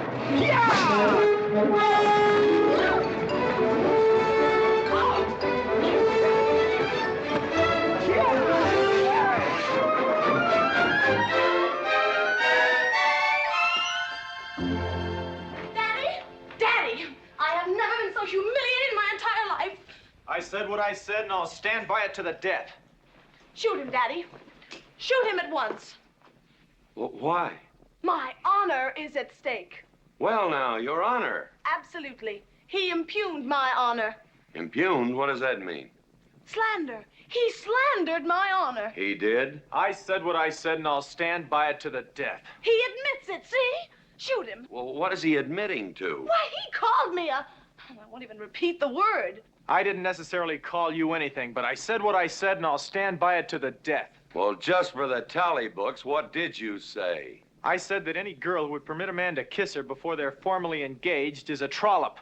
He said it again. Shoot him. Now, hold on. No, don't hold on. If you're my father, if you love me, you'll shoot him. Well, I'm your father, and I sure love you. So? Oh, you shot him. You really shot him. Hey! He dies. If he dies, he'll be the first man ever killed with a blank cartridge. We use this to start the races on the 4th. Hey! I'm on fire! Oh, you poor dear. Poor dear? You'd have had me shot in cold blood. But it didn't happen. Yelling I insulted you and all. What you need is a good spanking. Dev! Daddy! Leave me out of this. Well, I think I'll give you what you deserve. You wouldn't dare! Oh, wouldn't I? You'll think next time before you have someone shot. And this kicking and yelling isn't gonna help you. Don't you! Oh, Daddy! Wait a minute! Daddy! Oh, Daddy! Help me! Don't! Daddy, boy, I hate you! Mommy! Oh, G.W., was that a shot?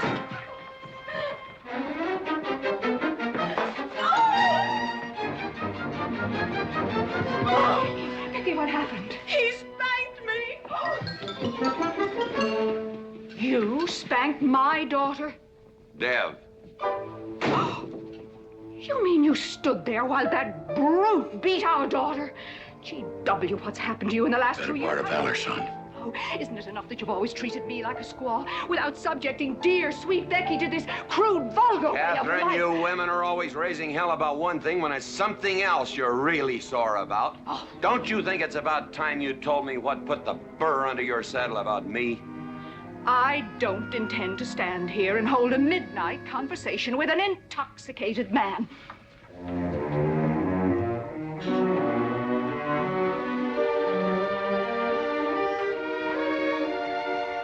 And I am not intoxicated. Yet.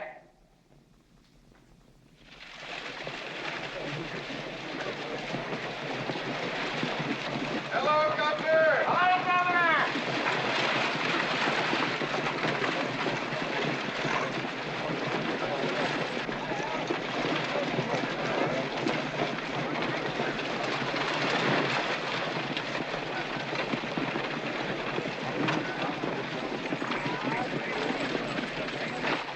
Chief, Puma? Yes, Sergeant.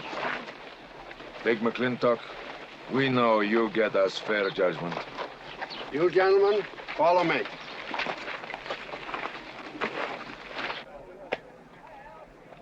Well, Jake? GW?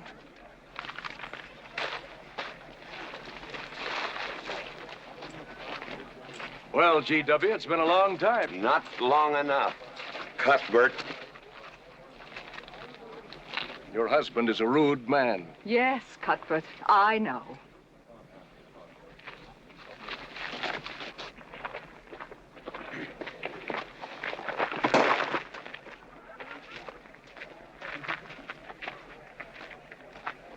Where you want the Indians, Mr. McLintock? Mr. McLintock is not running this hearing.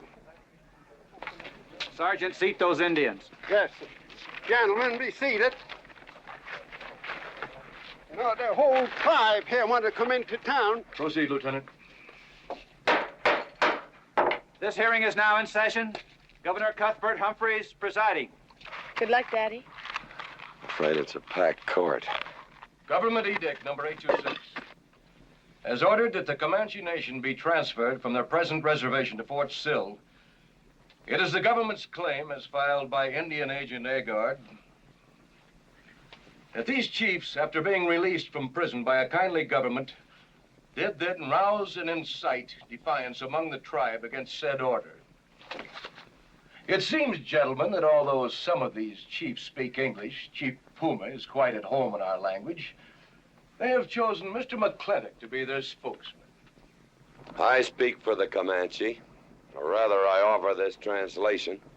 Proceed, Mr. McLintock.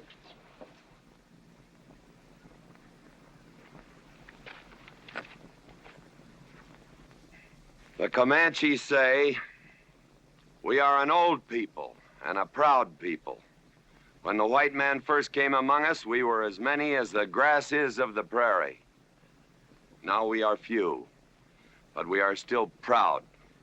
For if a man loses pride in manhood, he is nothing. You tell us now that if we will let you send us away to this place called Fort Sill, you will feed us and care for us. Let us tell you this. It is a Comanche law that no chief ever eats unless first he sees that the pots are full of meat in the lodges of the widows and orphans. It is the Comanche way of life. This that the white man calls charity is a fine thing for widows and orphans, but no warrior can accept it. For if he does, he is no longer a man, and when he is no longer a man, he is nothing, and better off dead. You say to the Comanche, you are widows and orphans. You are not men. And we, the Comanche, say we would rather be dead. It will not be a remembered fight when you kill us, because we are few now and have few weapons. But we will fight, and we will die Comanche. Thank you, Big McLintock. Am I to gather that Comanche defy the government of the United States? Yes, you may gather that the Comanche defy the United States government, or at least this commission. Gentlemen, sit down to the evening, George.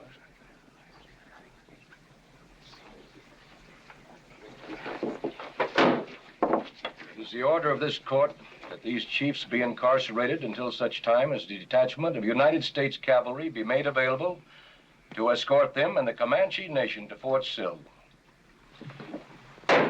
This court is adjourned.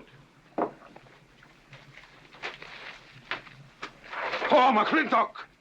You are important chief amongst these white people. Sway them. Have them give us few guns to make the fight worthwhile. Let us have one last remembered fight for end of Comanche. I almost wish I could arrange that, Puma. Ahalani cha. Ahalani cha. Sergeant. Yes. Good God. Carry on. Gentlemen.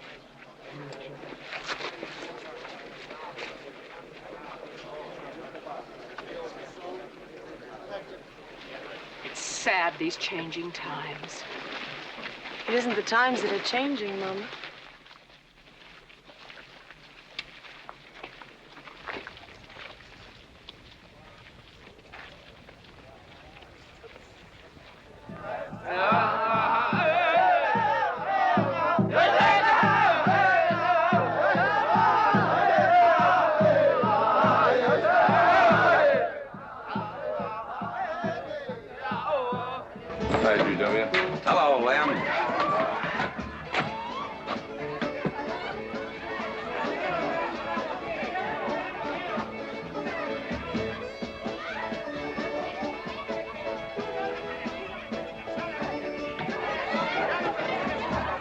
Bunny?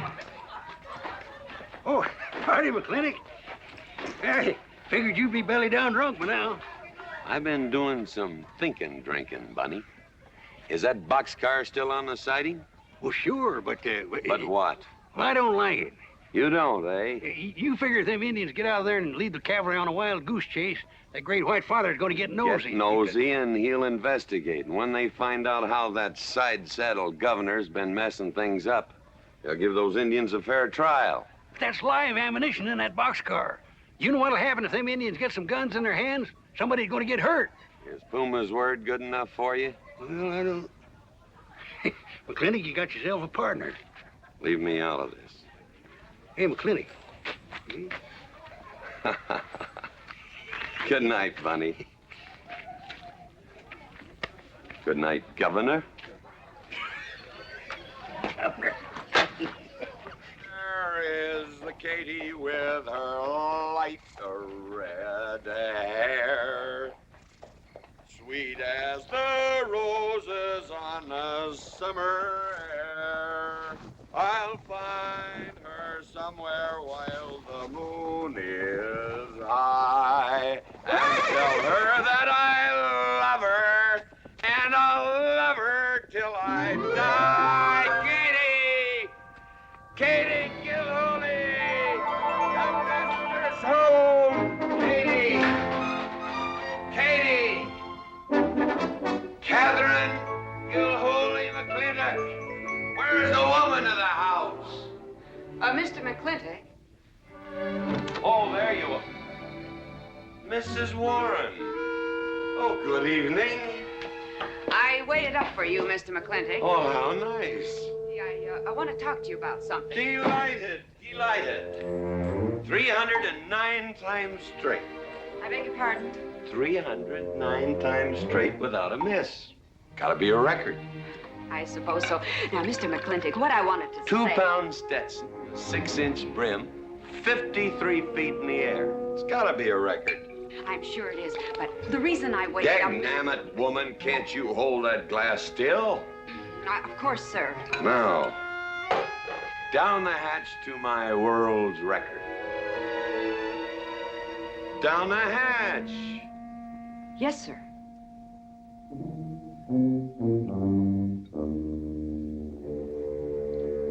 And now, to the governor of our territory. The governor of the territory, sir? Now, don't you stick up for him, Mrs. Warren. You're a fine woman, Mrs. Warren. But you'll certainly go down in my estimation if you stick up for Cuthbert H. Humphrey, governor of this territory. I don't mean to Down change... the hatch. Oh, yes, sir. Down the hatch. Cuthbert H. Humphrey, governor of our territory, is a cull. You know what a cull is, man? A cull is a specimen that is so worthless that you have to cut him out of the herd. Now, if all the people in the world were put in one herd, Cuthbert is the one I would throw my rope at. At whom I would throw my rope at. Natural-born cull. Another touch, ma'am? Oh, no, sir, no. Well, I don't mind if I do. Good. Can't walk on one leg. Oh, I didn't mean to be vulgar, ma'am. Can't walk one limb. It's all right. Sounds silly. Only a bird can walk on a limb. You know my wife? Her name's Kate. She insists on being called Catherine. Do you know her? Of course, Mr. McLintock, and that's what I wanted to talk Well, to you. she thinks that Cuthbert H. Humphrey is panting for her like a bull buffalo at the first green up of spring. But what Cuthbert is panting for is my money. Don't make me feel like I'm drinking alone, ma'am. Very well, Mr. McLintock, if you insist. Down the hatch. Good.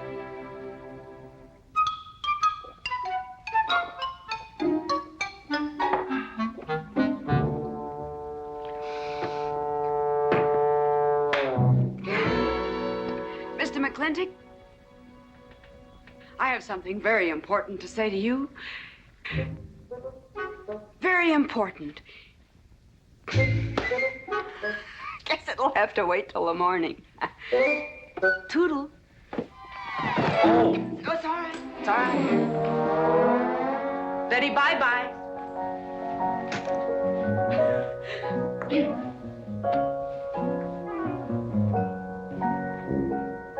Whoops. Oh. Mrs. Warren, let me assist you. Very kind.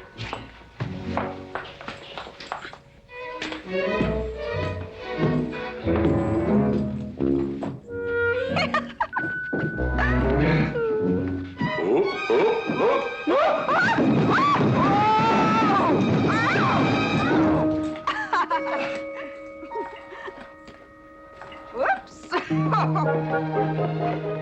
What's going on here? Now, Catherine, are you going to believe what you see or what I tell you? Mrs. McLintock, hope you won't misunderstand. It's the first 100 women sitting on his lap that I misunderstood. Number 101 is quite simple.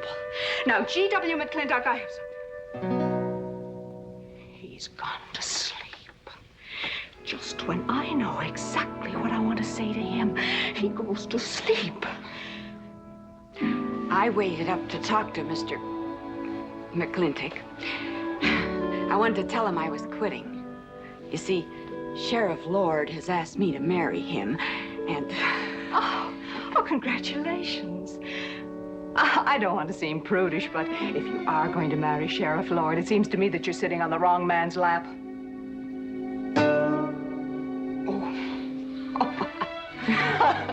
Come on, I'll help you upstairs and we'll have a long talk about men in general. Ladies, one moment.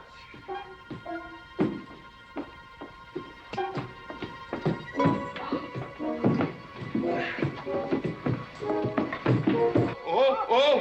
Watch out, you'll get us all killed! Oh!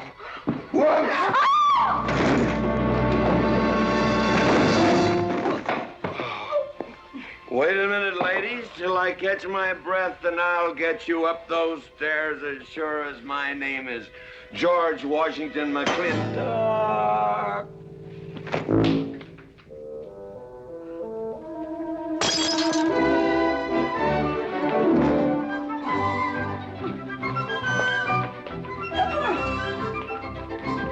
You may be quitting, Mrs. Wallace, Mrs. Ward, but not tomorrow.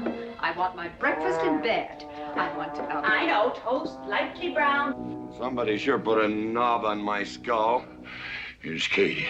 I'm speaking. Katie, why? There Mrs. Warren was there. Oh. And there you was there. Oh. And there that whiskey bottle was there. Oh. And Katie's temper being what Katie's temper is, well, there you are. Drago, old friend. Huh? My wife does not understand me. Why, she is different than the other man. Come on, I gotta get you upstairs. Get you ready for that big celebration tomorrow.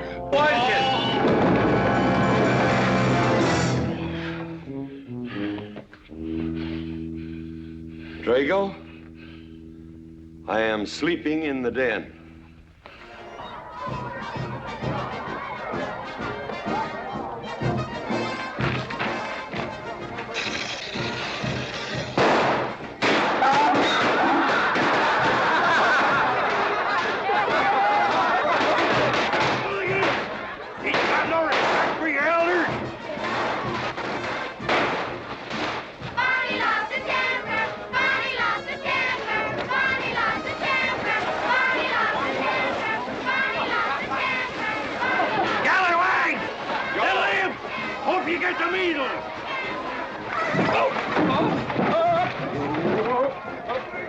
Come on, get him aboard.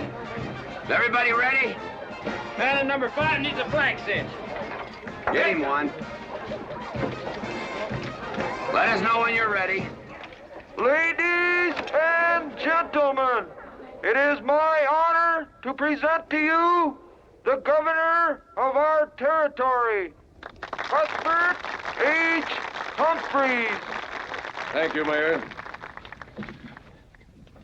My friends and citizens of this great territory, this is the 9th consecutive year It has been my privilege and my pleasure to inaugurate the McLintock 4th of July celebration. Now, the first event will be the wild horse race. But before I fire this shot to start the event, I would like to say a few modest words regarding my stewardship of this great territory.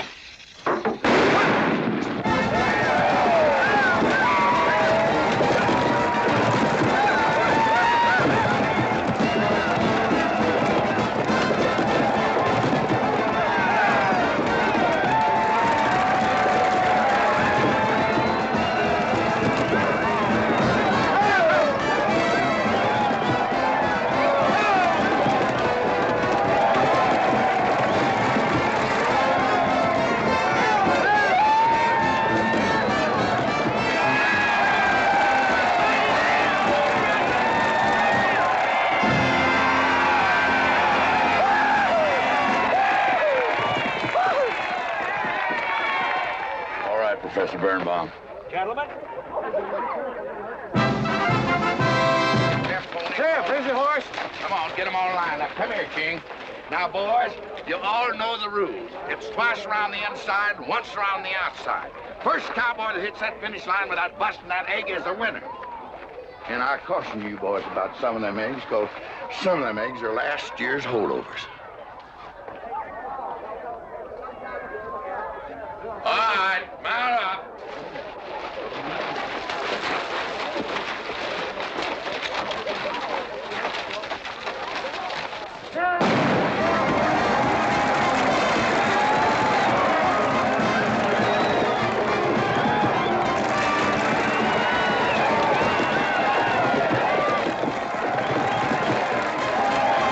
Catherine, my dear, you seem to be enjoying yourself. Oh, yes.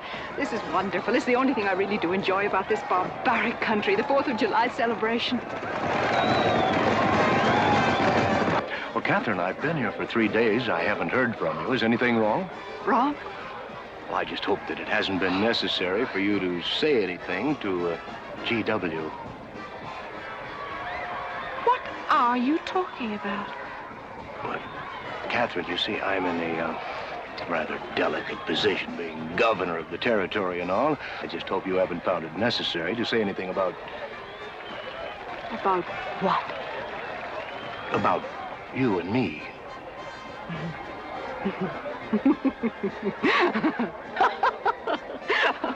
Why, you pompous windbag. Do you think that you're the only man who's ever tried to play patty fingers with me, who's ever tried to lure me into the moonlight? Well, no, but I... Well, I'm a big girl and I can take care of myself. My husband knows it. I can assure you, Governor, that your reputation is untarnished. Now get out of my way.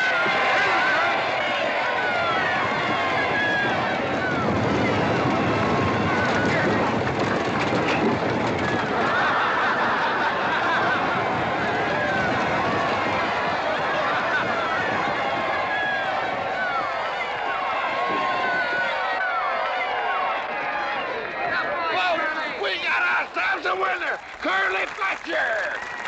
Muzzles up, Curly! Give me the egg. Disqualified. Here you go, Curly. G.W., you'll never believe what happened over there. What? You smell a beer. Well, naturally, I'm drinking beer. Ladies and gentlemen, the next event will be a contest between the two bronco-busting champions of our territory. Remember the year I rode in that event?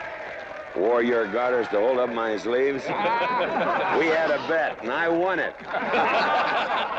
George Washington McLintock, you are a very crude man. Well, I guess so, but that was a rough horse, like to jarred my insides loose. But it was worth it. 3 beers.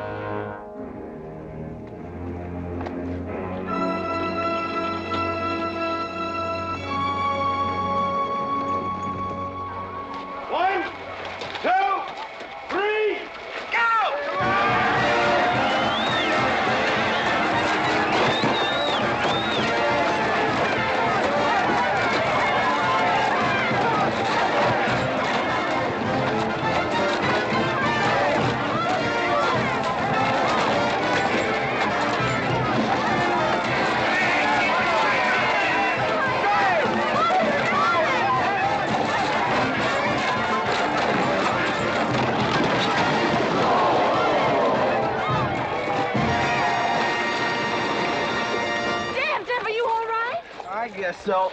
Nothing busted but my pride. Well, that ought to even things up, farmer. For what?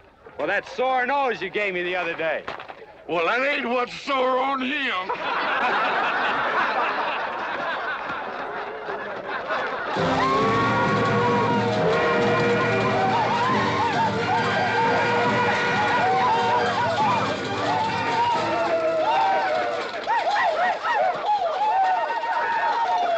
The closing event is the cow pony race. The finish line is at the barbecue. So start meandering. Come on. Now, what is that, false courage? Why, you know a Douglas doesn't ever use a thing like that. I want you to get on that horse, get out in front, and stay out in front. I'll be out front, Dad. All the way. Good boy. Now remember, stay out in front. That Agamemnon's a good horse.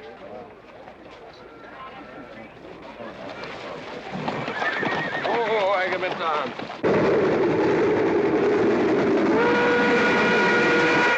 11:40 and she's on time. Oh, boy.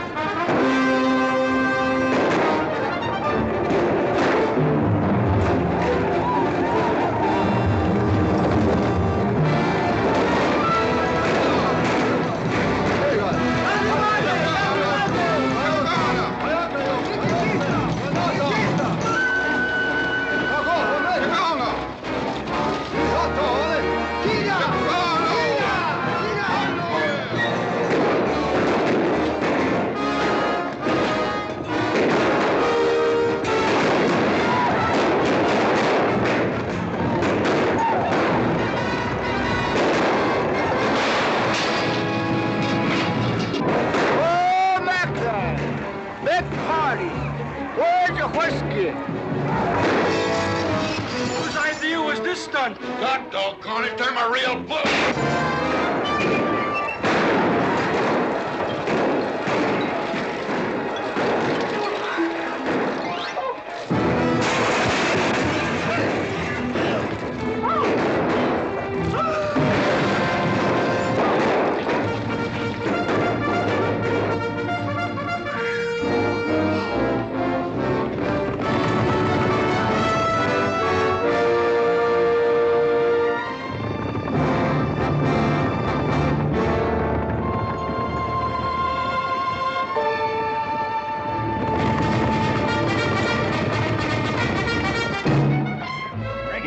Excitement you'd want for one 4th of July, eh? Puma finally got his way, but I reckon he's riding out his last war party. We won't get very far.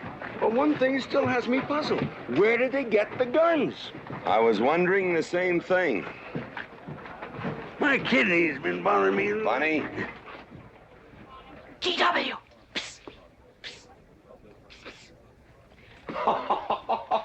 What an idiotic joke. Joke? Do you think that was a joke? Oh, shut up. Do you want everybody in town to see me? You look good in feathers. Oh. Dev, I think they've gone. Yeah. What are you going to do about it? What can I do? Nothing. Just like you've always done.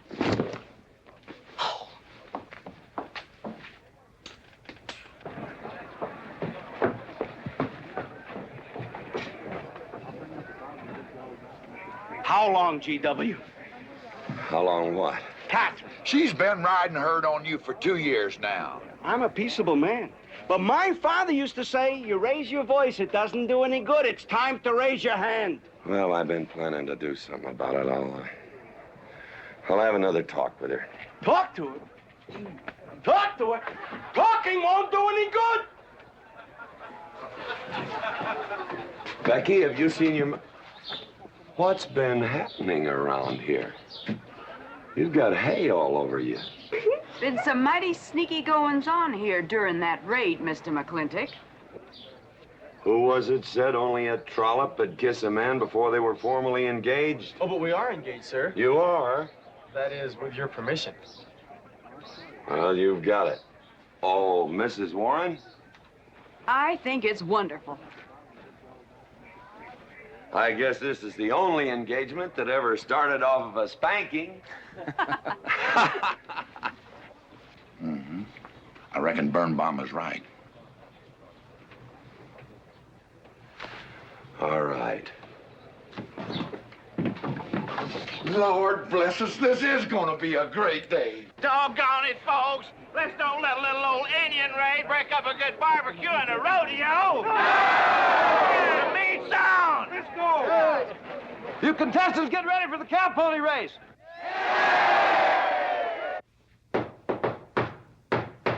Who is it? It's me. Let me in. Not now.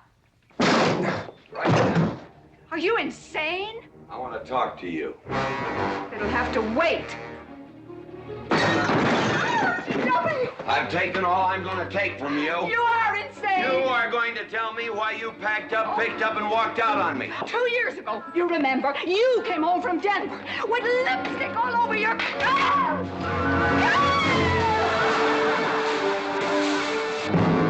Lipstick on my collar. I've got the goods to prove it. Who cares? Why, you big...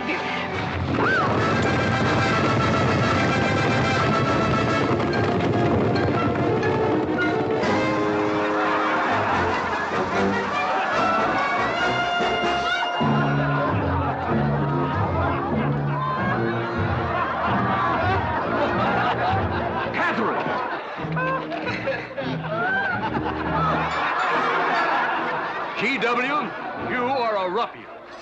Cuthbert, you are right.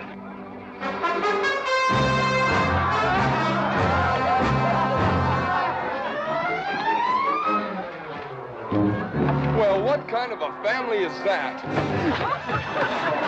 The best. And dangerous, son. Who won the race? Who cares, Ingrid? History's being made.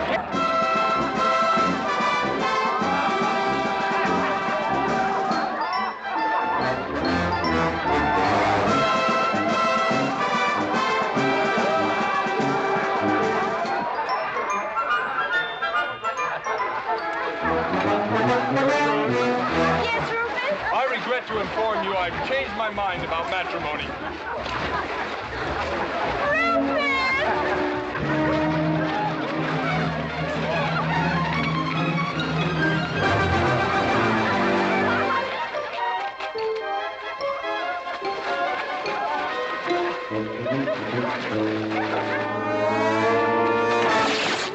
Hey, Mrs. McLintock!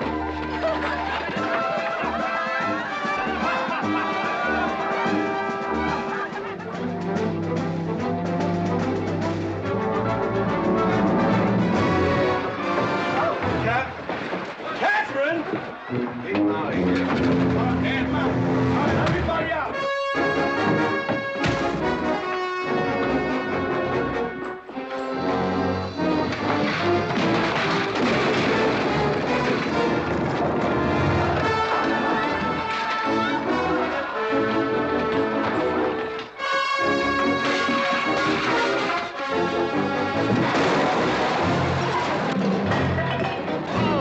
Looks like GW's buying out the whole store. I'm afraid you're right.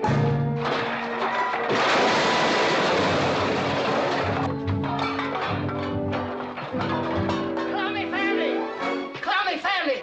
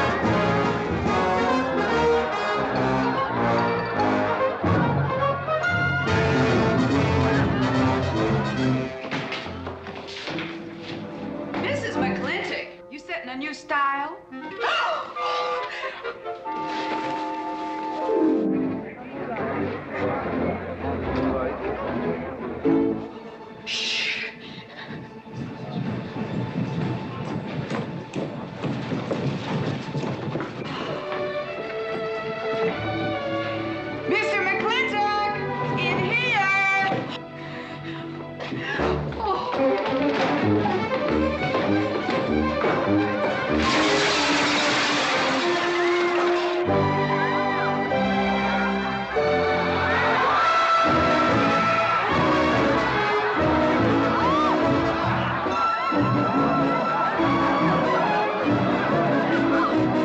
I ever get through this humiliation, you'll rue the day you ever met me. Oh, belly aching, fight all you want. It won't do you any good. You've been digging those burrs into me for 2 years. Now you're gonna get your comeuppance.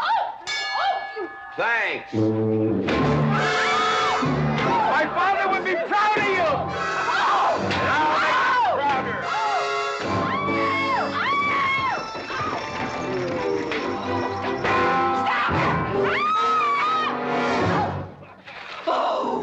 Keep it. You may need it. Now get your divorce. Home. Don't spare the horse. Home, you heard me. Don't think you're going to get rid of me that easy. Yeah.